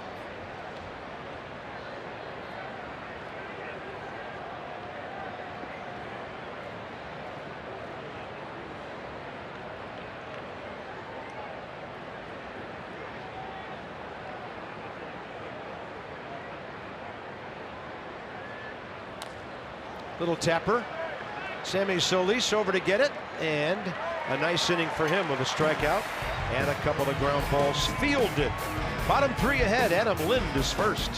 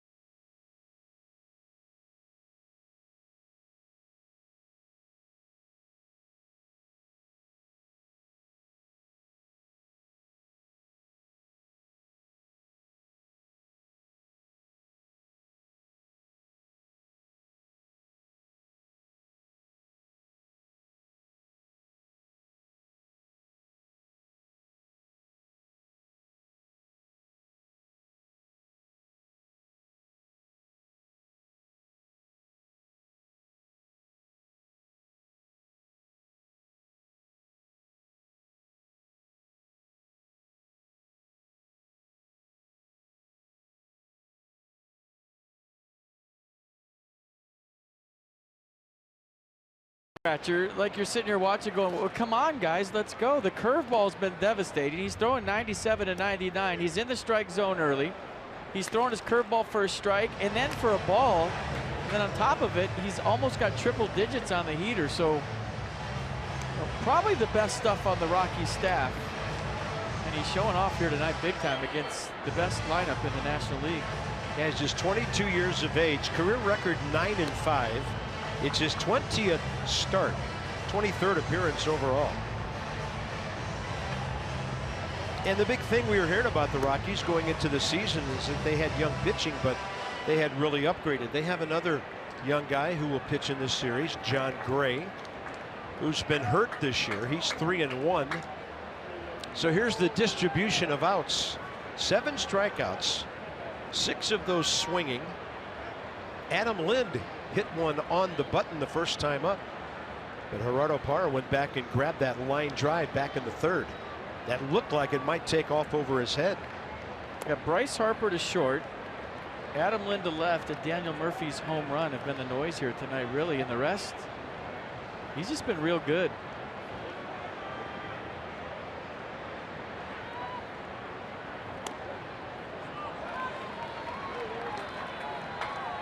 Oh, here you go. Get on a heater right here.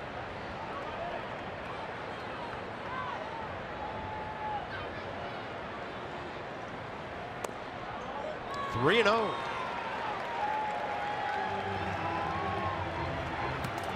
Nats box.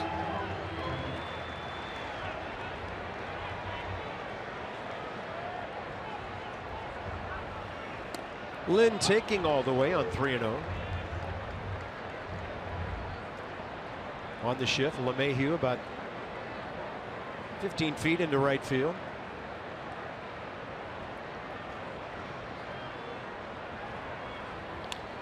Big time rip, and it's 3-2.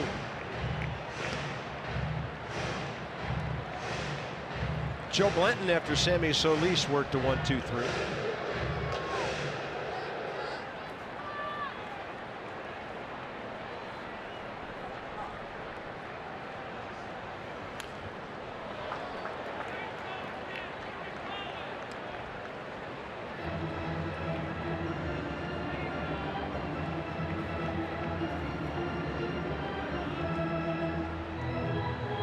Only the second time he's gone to a 3-ball count tonight. That's why he threw 60 pitches only through 5 innings on 46 strikes. And tonight's game on Masson, brought to you by FH Fur. Absolutely the best.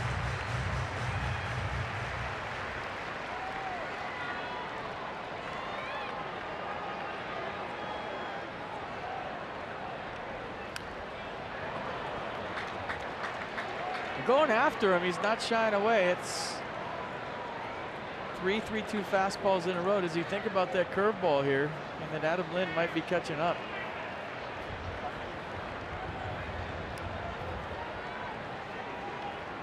He shook it off. Here comes number 9 on the Mercedes pitch cast. It's going to go double digits here.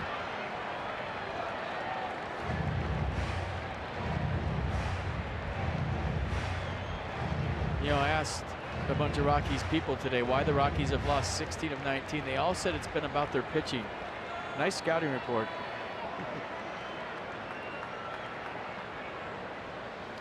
Then he goes off speed to strike out Adam Lind, his 8th of the night. I've got that as the 4th strikeout tonight, where Tony Wolters ended up tagging the hitter on balls in the dirt. Well, it's a nasty curveball, and you're wondering when he was going to go to it. A bunch of fastballs in a row, and then he drops a 3-2 hammer on Adam Lind. Good fight by Lind.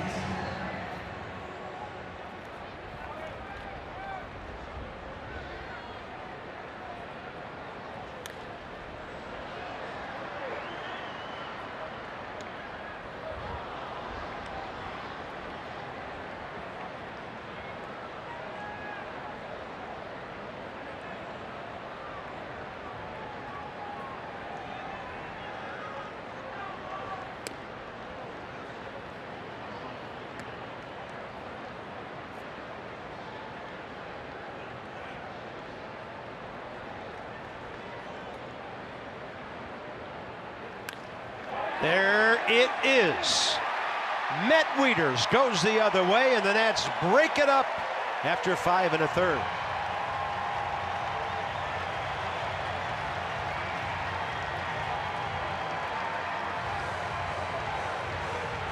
Well, I was getting nervous. I thought for the first time as a broadcaster here, I wasn't going to get a say it because Marquez has been that good. He left the curveball up. Matt Wieters with a nice swing to left, staying back. So there goes the no-hitter. There goes the perfect game. And phew, this is a good ball club that he cut through 2 times before they got their first hit. And a very nice time for Dusty Baker to send Howie Kendrick up for his first at bat as a National. With Stephen Drew DL today, really only one left-handed bat on the bench, and that's Andrew Stevenson. So the veteran presence gets a shot here.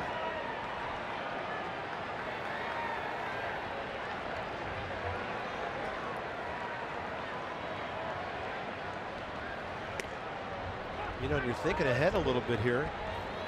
When the injuries shake themselves out and the Nats get back close to full strength, you're looking at one of the best benches we've ever seen around here. And Kendrick lashes one deep to left center. Over the glove of Parra. Wieters heading for third. Welcome to Washington, Mr. Kendrick.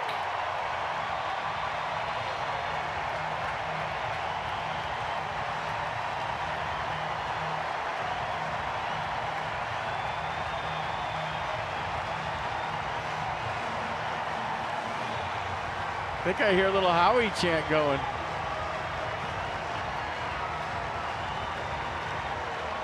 Let's see it again. Second knock of the night for the Nats. A double by Howie Kendrick. He asked me what position he can play, and I said he can hit, and there it is. A double over Gerardo Parra's head. Second and third, 1 out. Game on. I'm telling you, it's such a sneaky good trade by Mike Rizzo and the Nats. This guy can flat out hit.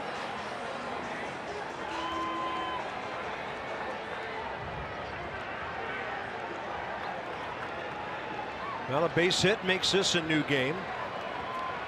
Brian Goodwin a strikeout and a fly ball to left. Arenado even with the bag at third, and Goodwin takes the breaking ball low. That's where you just need contact to get on the scoreboard. I mean, you'd like a base hit and make it 4-2 and cut into that lead, but a ground ball to second, ground ball to short, ground ball to first for that matter, get you on the board.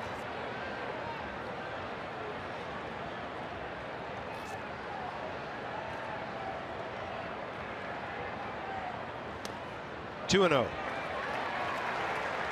So third time around, Goodwin seeing the ball well twice. You'd love for this inning to get to Bryce Harper too if you're Dusty Baker. Yeah, that guy.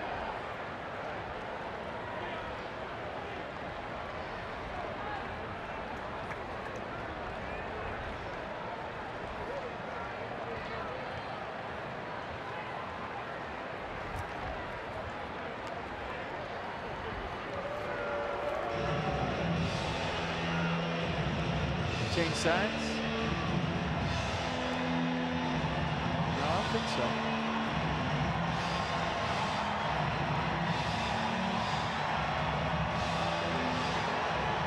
Matt Albers now joining Joe Blanton. You would think maybe Albers, if the score gets close here.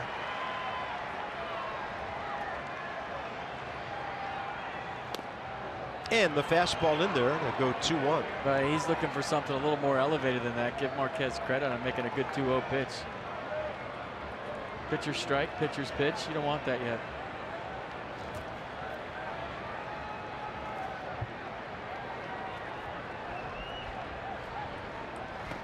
Off speed, 2-2.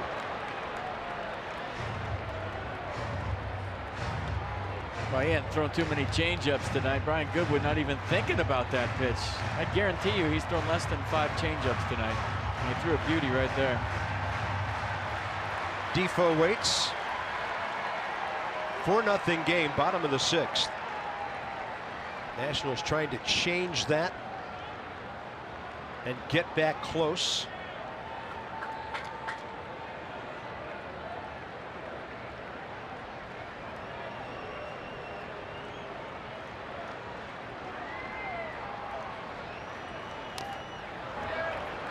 Good job of getting to the 98 heater.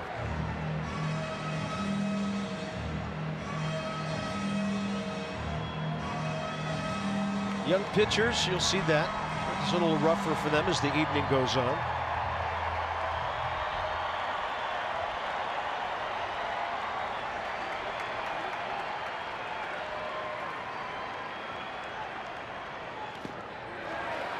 Goodwin's done a good job on those breaking pitches. Now the count's full. A good job by Walters to keep that in front of him. He's been blocking that curveball in the dirt all night. Saved the run right there, maybe. Even though Matt Wieters doesn't run great.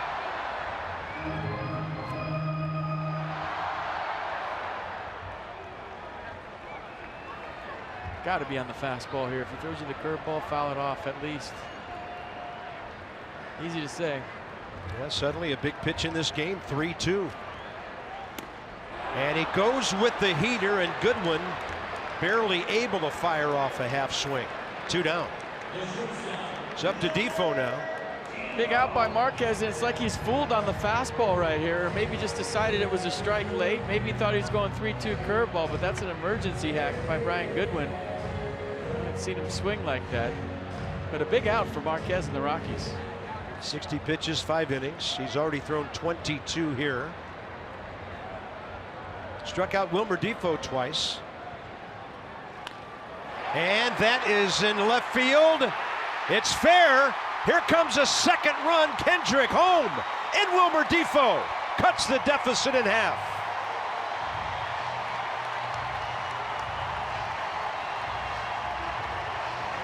This young man's playing some serious baseball on both sides lately. Little dude can play. I mean, he's shown us pop. He's shown us the ability to get a base hit in a clutch situation. He's played a good shortstop. And Wilmer Difo taking advantage of opportunity. The injury to Trey Turner is allowing Wilmer Difo to show everybody he can play at this level. And how about that clutch knock? Not only cuts the deficit in half, it gets Bryce Harper to the plate as the tie-in run with 2 outs. How clutch was that? Way to go, Wilmer Difo.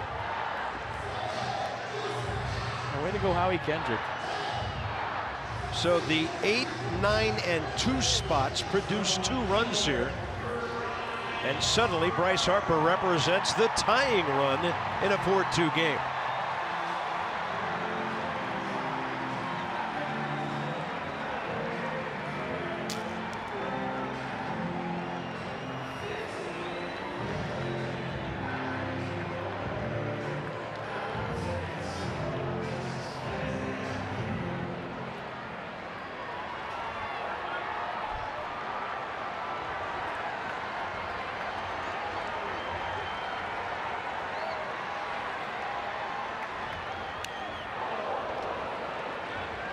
Trying to hop all over 96 there. I think he surprised himself that he missed that one when he saw the look on his face after the swing.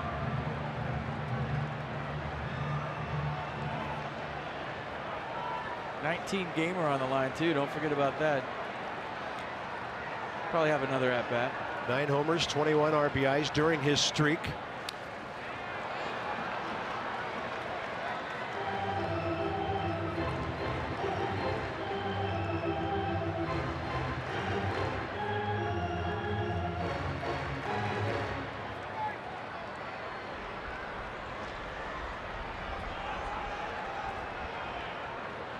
Mike Dunn, a lefty who can bring it. That'd be for Murphy down the line.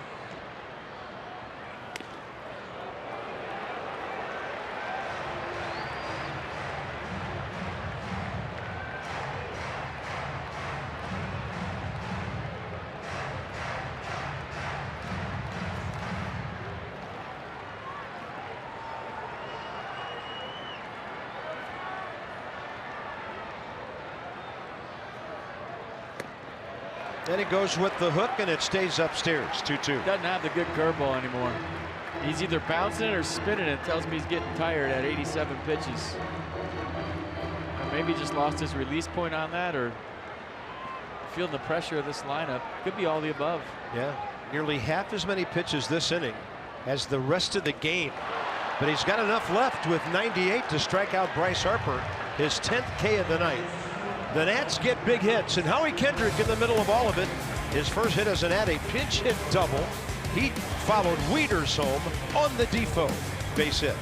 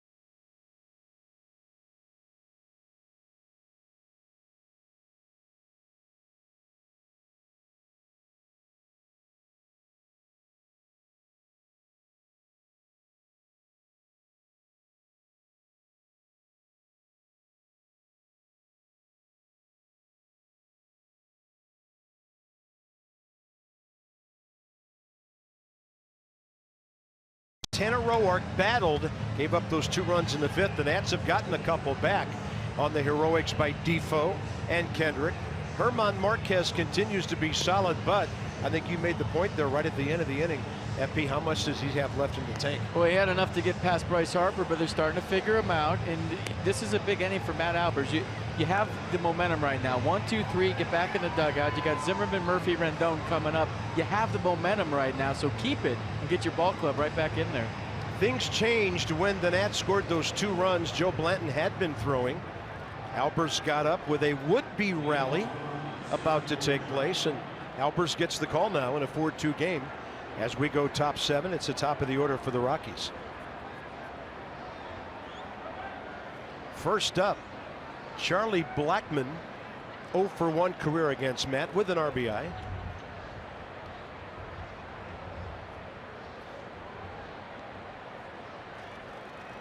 One thing Tanner Roark did extremely well tonight is keep this league-leading hitman off base. Blackmon with 136 hits. Nice night, Howie. Are you going to get a start tomorrow, one of those games? Probably left field, you'd think. Maybe give Daniel Murphy one of the games off and play second base, but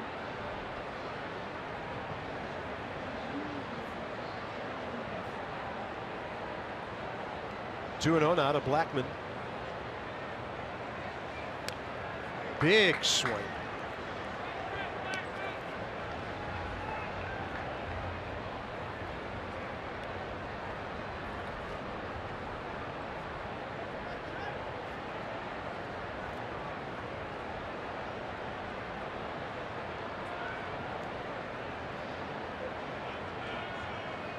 Charlie Blackmon's a power guy, but he's a great gap shooter as well. Coors has big gaps. He has 13 triples this year. And Albers took a little bit off and got in the zone. 2-2.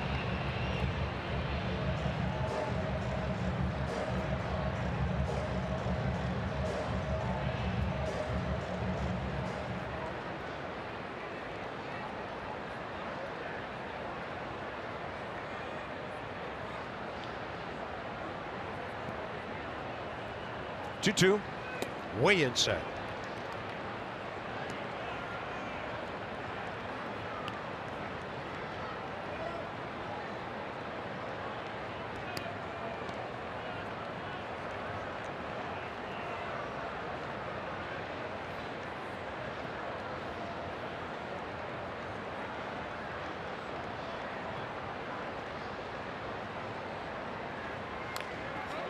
Right side, Zimmerman there and to the bag.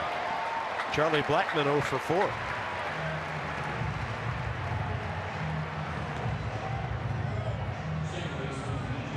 DJ LeMahieu is 1 for 2 with a base hit, a walk tonight.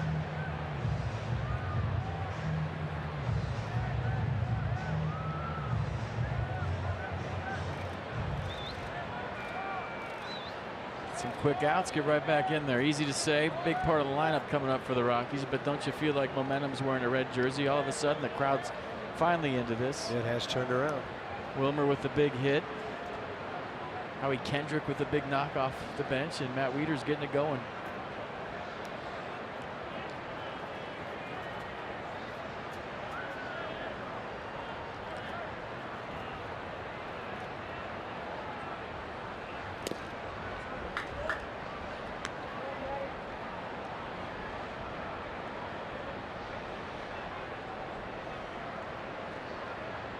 LeMahieu 0 for 2 career against Matt Albers.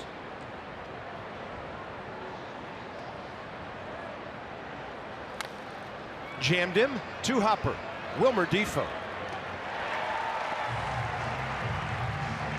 The Nats road ahead, driven by your local Chevy dealers. Visit ChevyFirst.com. Game 1 tomorrow. Eric Fetty scheduled against Kyle Friedland, a lefty who's 10-7. Edwin Jackson, John Gray match up of right-handers in Game 2, and then it's on to Miami. You're looking at the first 3 of that 6-game trip. That'll take the Nationals to Marlins Park and then Wrigley Field. Edwin Jackson, Game 2 tomorrow night. He's 1-1 with the Nats with a 3.75 ERA in 2 starts.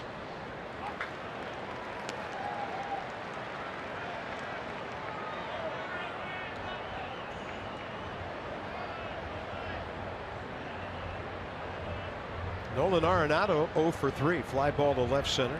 Ground ball to short. And then that drive out to right on which Bryce Harper made the outstanding play.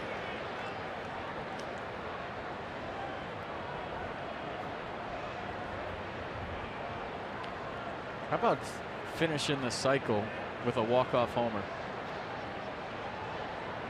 As Nolan Arenado did in Colorado this year. Celebration home. He got knocked in the head, I think, by Charlie Blackmon, who still had his helmet on, and it caused a cut over his eye. He's still got a scar from that.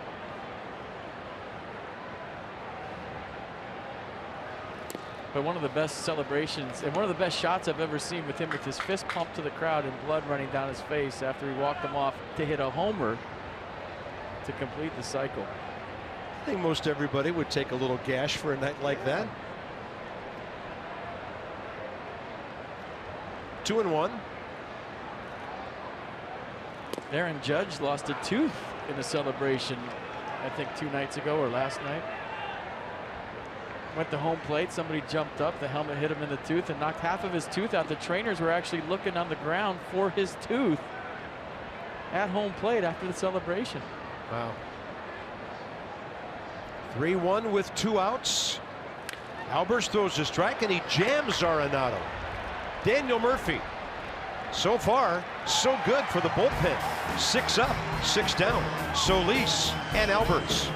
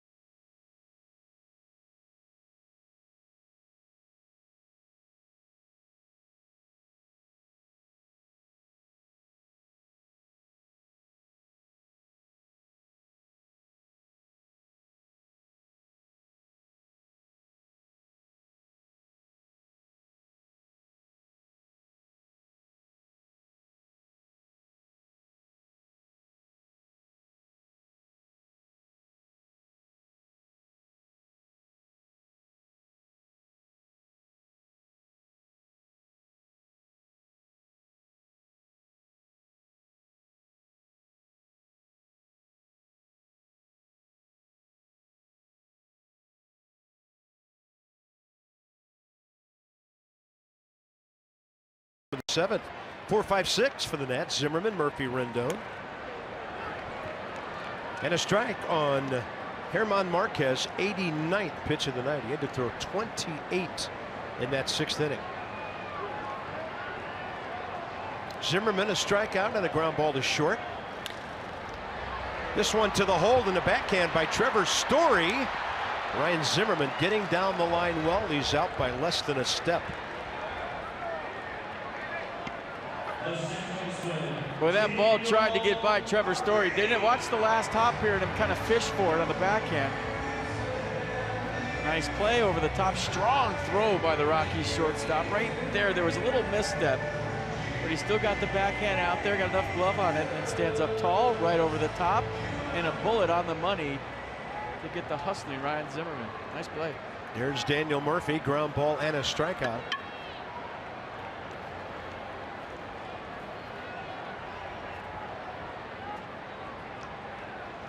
That play right there that Trevor Story I miss with their old shortstop, Tulowitzki. He used to go make that play and stand up. It was fun to watch him throw across. Some kind of arm that guy had. Murphy's going to pop it up. Straight back behind home plate. And then to a knee, Tony Wolters on the one-handed catch, 2 outs. When you have insight, you know how to handle your finances with confidence. Brought to you by PNC Bank for the achiever in you. So Wander Suero, 25-year-old righty at Syracuse. And he's been at a couple of levels. Forget the record, look at the ERA, the number of saves, and what the leagues are hitting against him. So 18 save opportunities, he's only given up runs twice.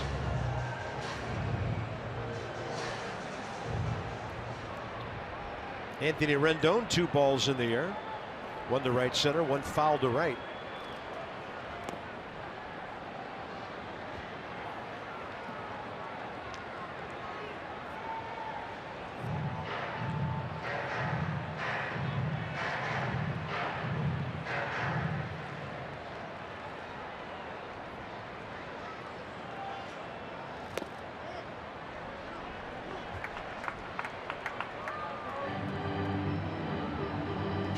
His last hitter if you walk him, maybe. Yeah, big power on deck, left-handed batter. Pat Neshek, highly coveted reliever, and the Rockies got him. Anthony didn't like that call.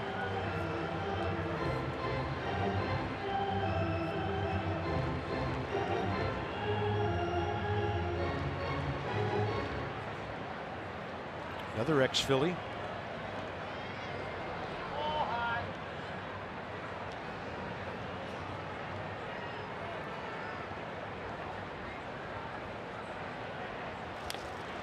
And that one hooking well foul, left side, 2-2. Now, 3rd time around, he's incorporated the changeup to these guys. Didn't show it to him first couple of times.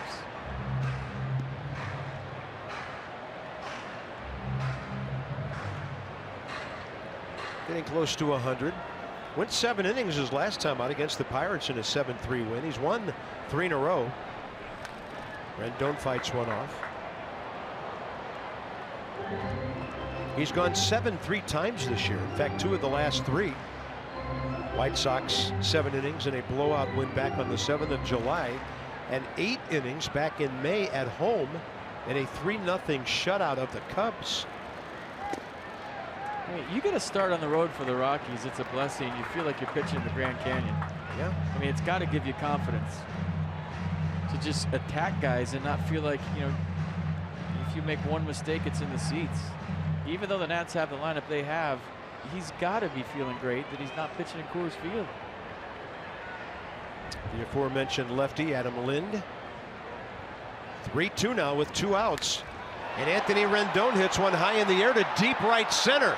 Blackman tracking it along the track, and he makes that grab. 1-2-3-7 for 22-year-old German Marquez.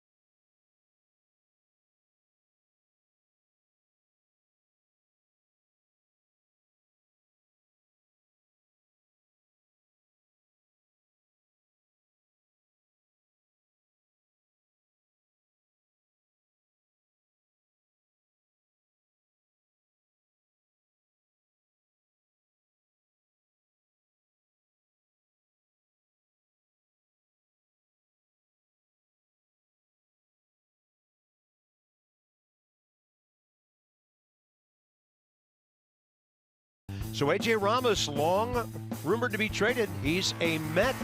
Jeremy Hellickson from Philly to the Orioles to help their rotation the rest of the way. David Price hurt again. Been a frustrating season for him and the Red Sox.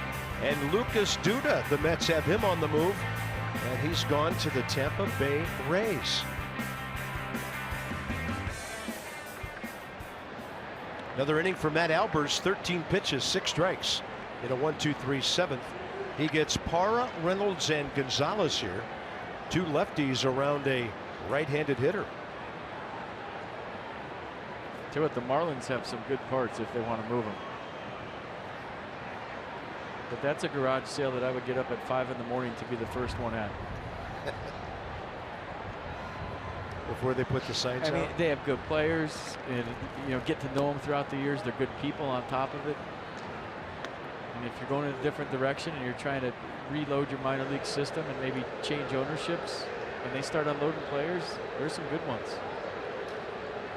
So Matt Albers faces this left-hander, but Oliver may be up for the other guy. 2-0. Parra, big 2-out double for the Rockies. Last time up. Yeah, Stanton not real enthused about that Ramos trade, and he let it be known. Said every trade for minor leaguers is 2 or 3 years away from seeing the results of that trade. That means 2 or 3 years. Every person taken away is a couple of years until you realize what that means. So he's frustrated. Even if it's a good trade for the organization, he's saying my window's closing.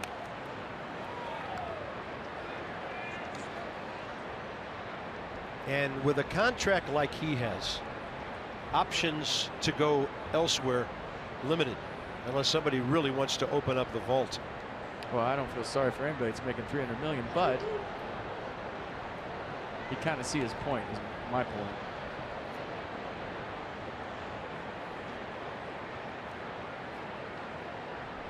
Two-1.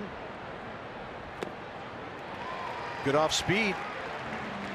That goes down with the slider to get the count back even. If I ever make $300 million and you feel sorry for me, I'm going to be angry at you for feeling sorry for me. I'll send a jet to pick you up to feel sorry for me. Just make sure it's got lots of pizza and I'll be fine. Pizza and hot dogs, baby. You'll be set. Only if they're grilled. On cue. 2 balls, 2 strikes. Up the middle, Murphy to his right. Got it, sets, bounces it. Just couldn't get enough on the throw. And a base hit for Gerardo Parra, his second of the night. A good effort by Daniel Murphy, who just to get to this ball, watch the range of the Nats second baseman, fully extended, spin move, and then he couldn't get it out of his glove cleanly, and that's why he threw it overhand instead of maybe sidearm. If he gets the grip on this right away, you see him fumbling for it. And now I just got to throw it however I have it in my hand, and Parra hustling down the line. But a good glove play, but watch the exchange right there. And that's where he didn't get the grip to fling it sidearm like he wanted to. Here's Mark Reynolds, RBI double to the base of the right field wall last time. So top of the 8th in a crucial situation now for Matt Albers to keep this a 2-run game. Oliver Perez ready with Carlos Gonzalez on deck. Reynolds' career 1 for 6 against Matt Albers.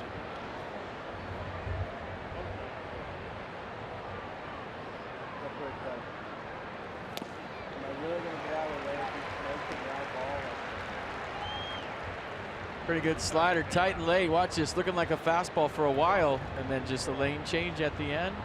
Little tilt to it, strike one.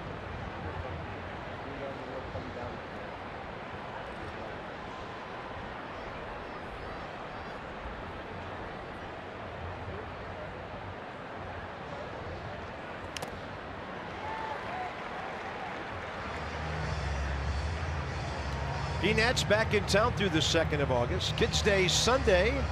First 1,000 fans, a Potomac Cannons replica jersey. $1 tickets and hot dogs Monday. Deuces Wild Tuesday, $2 tickets and concession stand specials.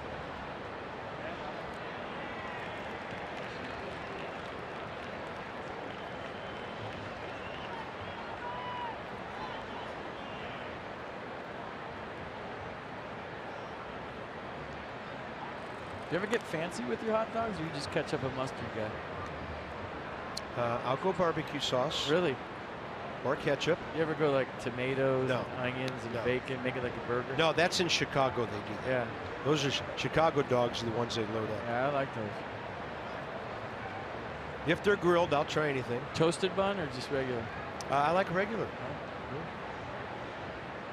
Is this a survey? Everything else is a survey these days.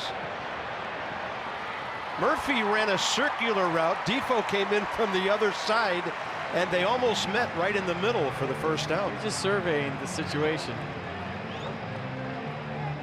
Today and tomorrow, Masson and Cox will be on site at the bullpen rewarding fans with great prizes. So visit Masson Nationals on Facebook and follow at Masson Nationals on Twitter to learn how you can win. You can also try your luck at the free Cox Virtual Home Run Derby, where you will not hit a home run. Sorry.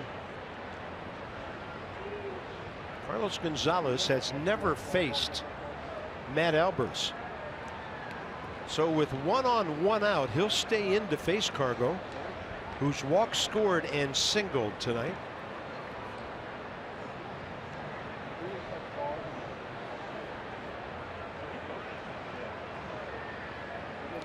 Nats in a big shift now with Rendon at the shortstop position and shading up the middle. And Gonzalez, a hard swing, straight back it goes. He's extended his hitting streak to 8 games tonight. Gonzalez 11 for 30 during his streak. Right now it's the Rockies and the D-backs for the wild card in the National League. Pat Neshek still. The only second place team that's anywhere close to Arizona and Colorado is Milwaukee with 55 wins. And they're trying to beat the Cubs for the second night in a row at home. Beat them at Miller Park last night, 1-0 6th inning tonight. Exciting game, 2-1 last night. Place was packed, had a playoff feel to it.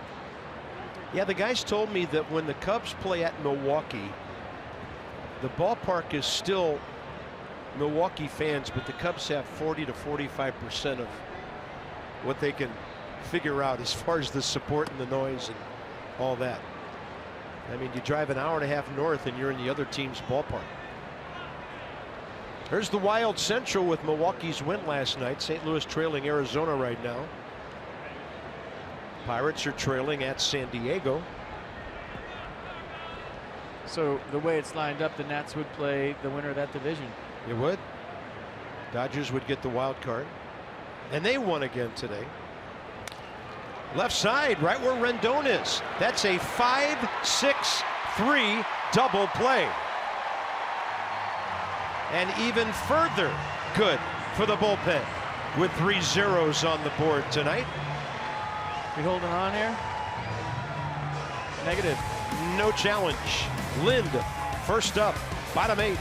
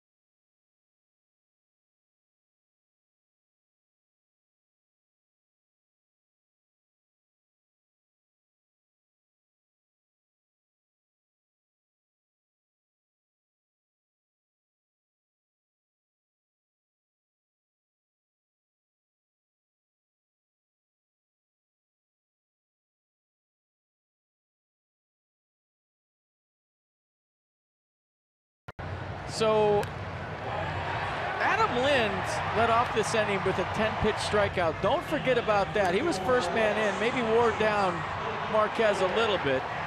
And Matt Wieters goes base hit.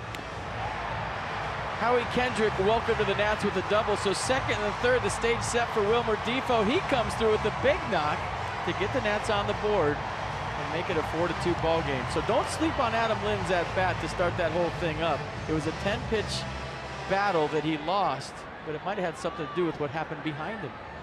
Good call. All-star Pat Neshek, 1.12 ERA for the Phillies this year in 43 games, 28 hits in 40 innings, 45 strikeouts, just 5 walks. Yeah, fastball, slider, occasional change. Fastball 90.3, and you remember him with the Phillies, it'll jump on you quick. So if you're hitting against him, you got to be ready because of that delivery he has that's less than conventional. Adam Lind, 3 for 6 career against him. Bottom of the 8th underway, 4-2 game.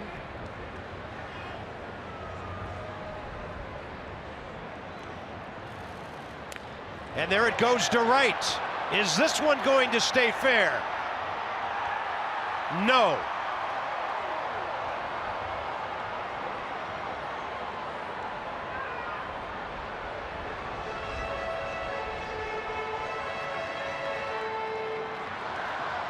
Check it out in front of the pole. Oh, just nick it. Good try by that fan.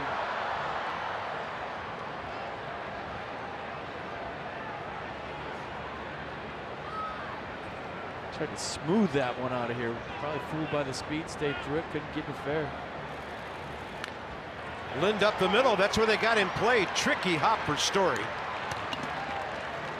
So after the spin move, throws him out. MLB.TV. Every device, every night, every out-of-market regular season game live, plus free subscription to At Bat Premium, the #1 app for live baseball. Blackout other restrictions do apply. MLB.TV for details.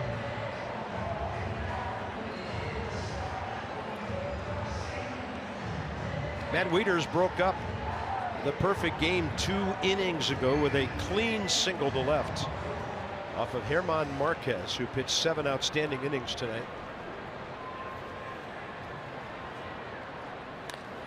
Howie Kendrick followed with the pinch double to right center. And then with 2 outs, Wilmer Defoe sent both of them home. You know, I always thought the best bullpens were ones that gave you different looks. You know, ideally you want everybody to throw 100, right? Reel out 6, 7, 8 guys that throw 100 miles an hour. But if you can get a sidearm lefty and a Neshek with this delivery, and then a guy that throws 100 and maybe a slider, and so you're giving teams different looks with everybody that comes out of that bullpen. As a hitter, that's tough. And if everybody throws 100, that's tough too, but you gear up, you know what's coming.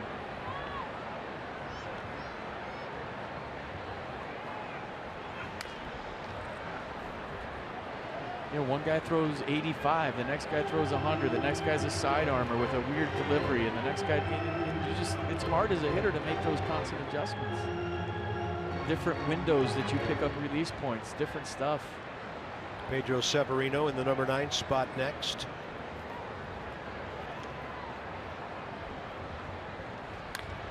Left side, cut off by Arenado. He does a spin move and throws out Wieters. 2 down. Well, there's the range. Nice at bat again by Matt Wieters, but he can't find the hole because Nolan Arenado reaching far to his left. He knows he's got plenty of time. And the spin move, watch him pick up his target and shuffle one more time to lock on to his first baseman, Mark Reynolds, and make a perfect throw. Nice play. On his scale, that's a routine play. Yeah. There's Pedro Severino. 1 for 3 with an RBI this go round with the Nats.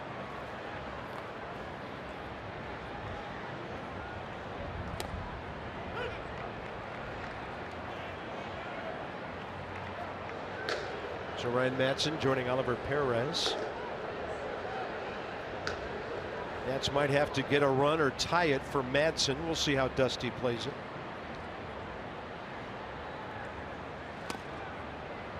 in there. 0-2.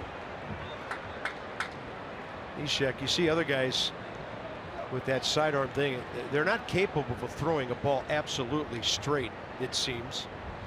It's late break on that. More of his delivery. Watch. He just rushes you right there. He comes at you.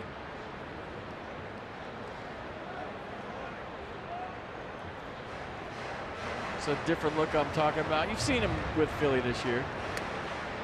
It's almost like he's going to drop down and go underneath, and he actually gets back up to 3/4. Swing and a miss.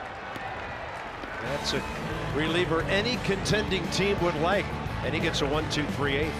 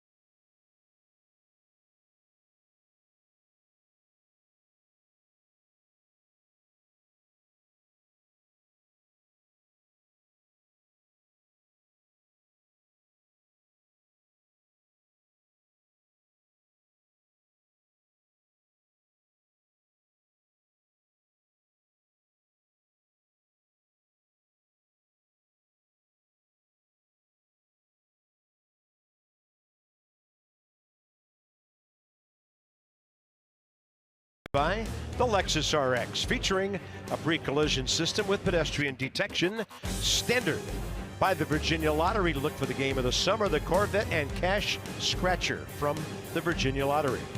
And by American Standard Heating and Air. Go to MidAtlanticComfort.com for special offers and to find a dealer near you.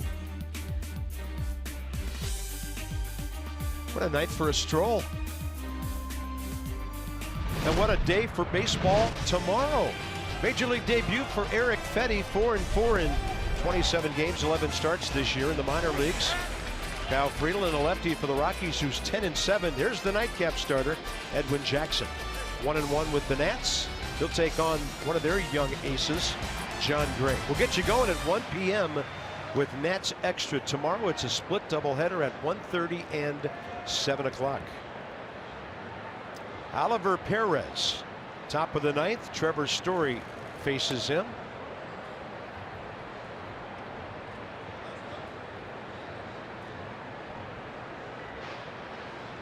Yeah, two-seam fastball, arm side run, slider to go with it. 2 pitches. I'm liking the socks. Curly W on them. Those are cool. A great new look all over baseball with some of the uniform socks this year.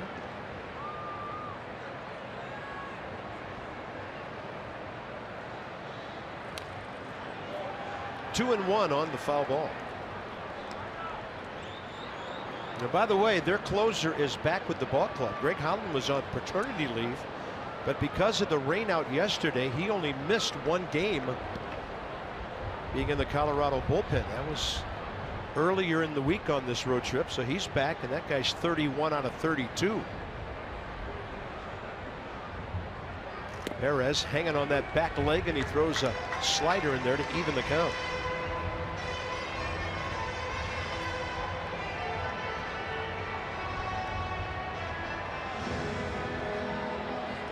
There's the Matador.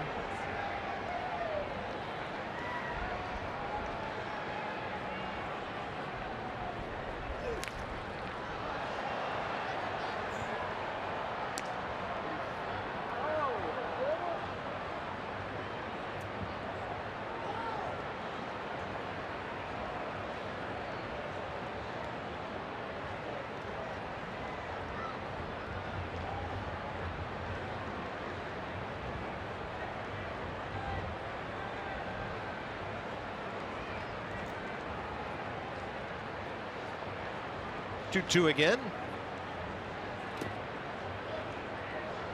Nets Extra post-game show is after this one. It's all presented by who but W.B. Mason.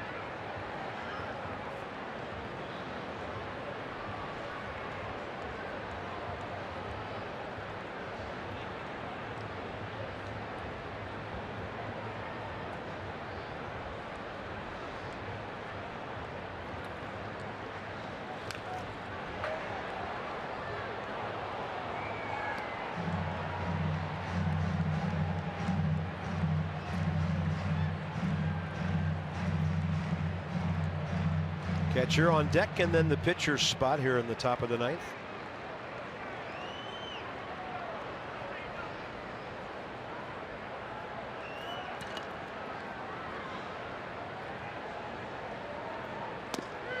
Strike three call, Ole.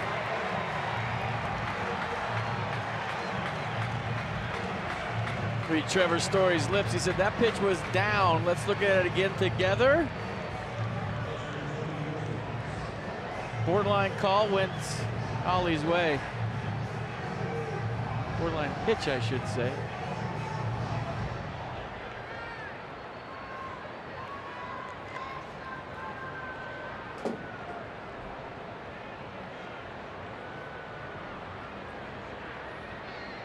You know, PitchCast is pretty accurate, but the art of framing a pitch and keeping a pitch in zone. Watch Matt Wieder's glove take this pitch out of the zone. You see how he just that little hesitant, how he caught it and his glove went out of the zone, came back up. As a hitter, you're tracking the pitch. You pick it up low, and then you watch it in the catcher's glove. And when you see him take the ball down below the strike zone, first of all, you took it because you were convinced it was low. Second, when you see the catcher do that, you know it was low. And then it's called strike three, and that's why you saw the reaction you saw from Trevor Story.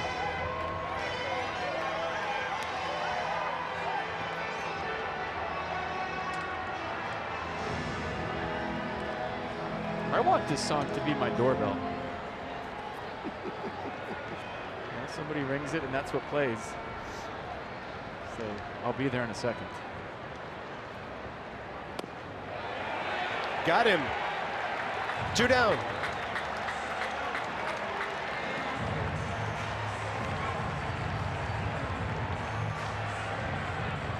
Mike Maddox is staring at the umpire, waiting for the on-deck hitter to be announced, but does that really matter when it's the pitching coach? Well, it's not a picking change, evidently. Well, he's going out for the scouting report for the pinch hitter.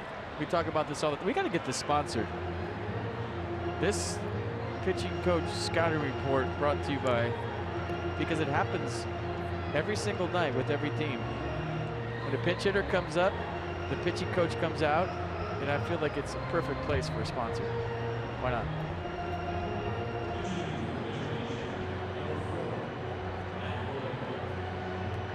Pat Valaika, 24-year-old infielder, drafted out of UCLA by the Rockies, 9th round, 4 years ago. And as a pinch hitter, he's been great. 13 for 34 with 3 homers, 11 RBIs.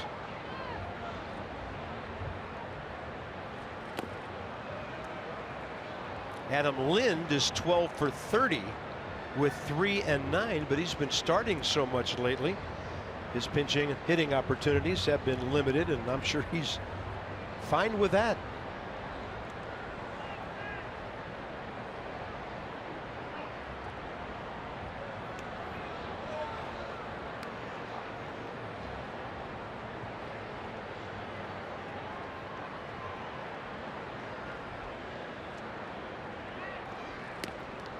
And Perez with the breaking ball upstairs, 2-0.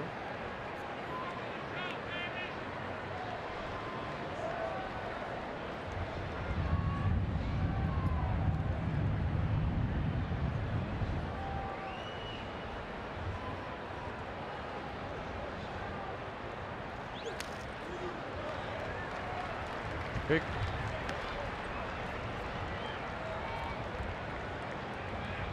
We need 2 strikes so we can hear the doorbell again.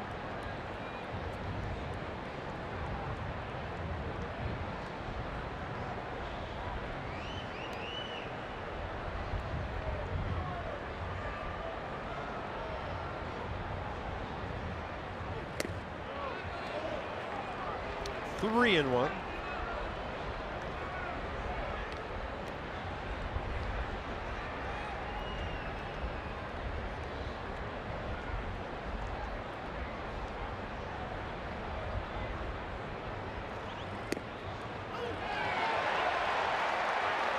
Give me the doorbell.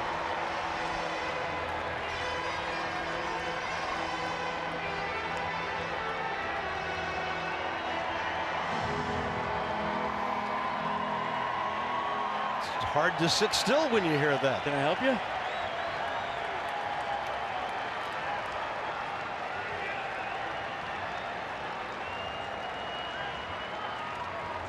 Three-two pitch. Swing and a miss. He struck out the side. The bullpen pitches 4 innings of 1-hit relief. It's Holland, and coming up third in the inning is Bryce Harper, trying to get that hitting streak to 20 games. More importantly, trying to get this game tied at least.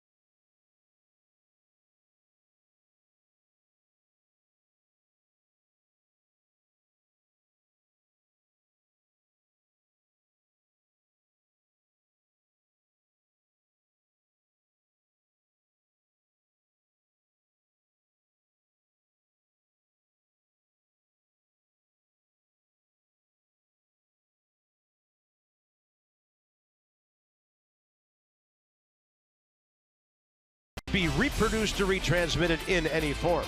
And the accounts and descriptions of this game may not be disseminated without the express written consent of the Washington Nationals. They're standing in center field waiting for a rally here in the bottom of the ninth. And it'll have to happen against one of the best relievers in baseball. Greg Holland, 31 saves, leads the National League. In fact, it leads all of the major leagues. Yeah, leads the major leagues. So fastball, slider, curveball.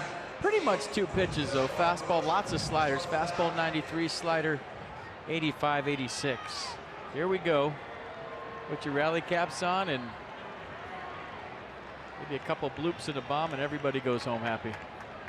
Goodwin 0 for 3, couple of strikeouts tonight. And that one floating in there at 74. Might have been the top of the zone or above.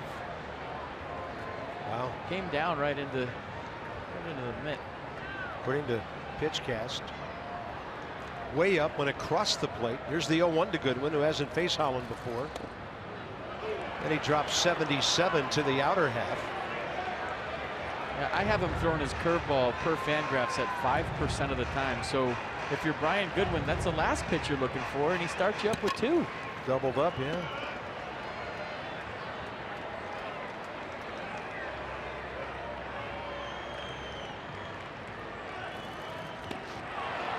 And down and in for the strikeout with the slider at 87, 1 down.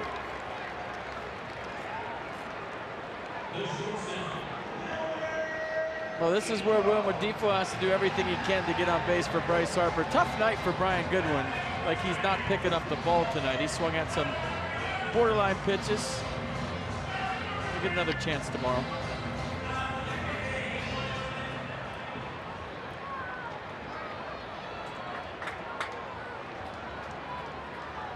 This is a huge at-bat.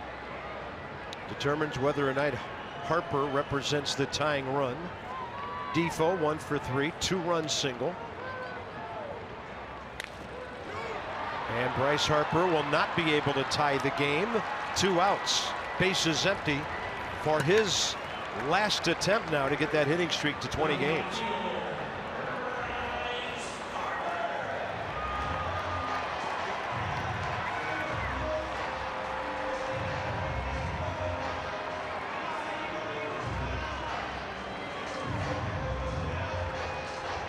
Bryce Harper, career against Greg Holland, 0 for 2.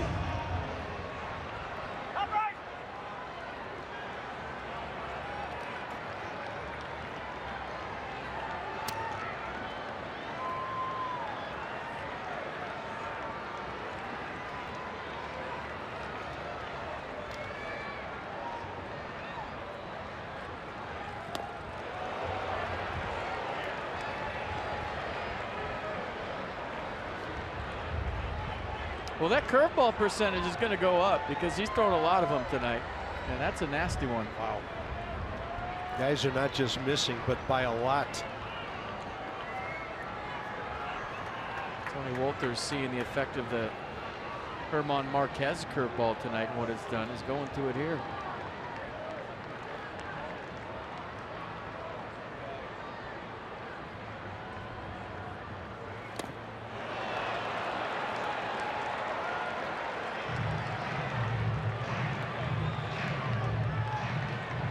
Now the Nats down to their final strike.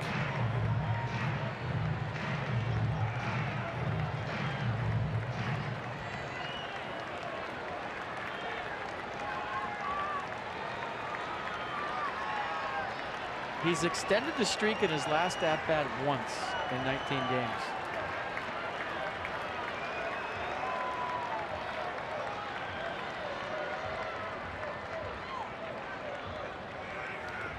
Bounces that one.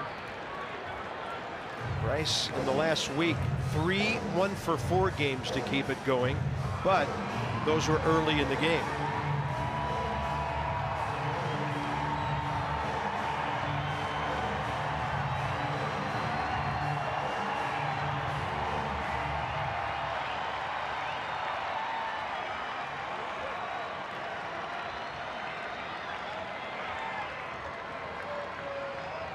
And a 1-2 with 2 outs. Harper to left. Parra is there. And the Colorado Rockies, known for offense, got great pitching to beat the Nationals 4-2 tonight. Yeah, every once in a while you got to tip your cap. And Herman Marquez was really, really good tonight. So the Nats are on a 2-2 homestand with a split doubleheader coming up tomorrow. We welcomed Ian Desmond back to town, and then the Rockies pitchers, Marquez, Neshek, and Holland, were most unwelcoming to the Washington hitters. So join us tomorrow. Coverage begins at 1 p.m. for Game 1. This has been a presentation of Massa Nets Extra, coming straight up and from the booth. So long for just a while.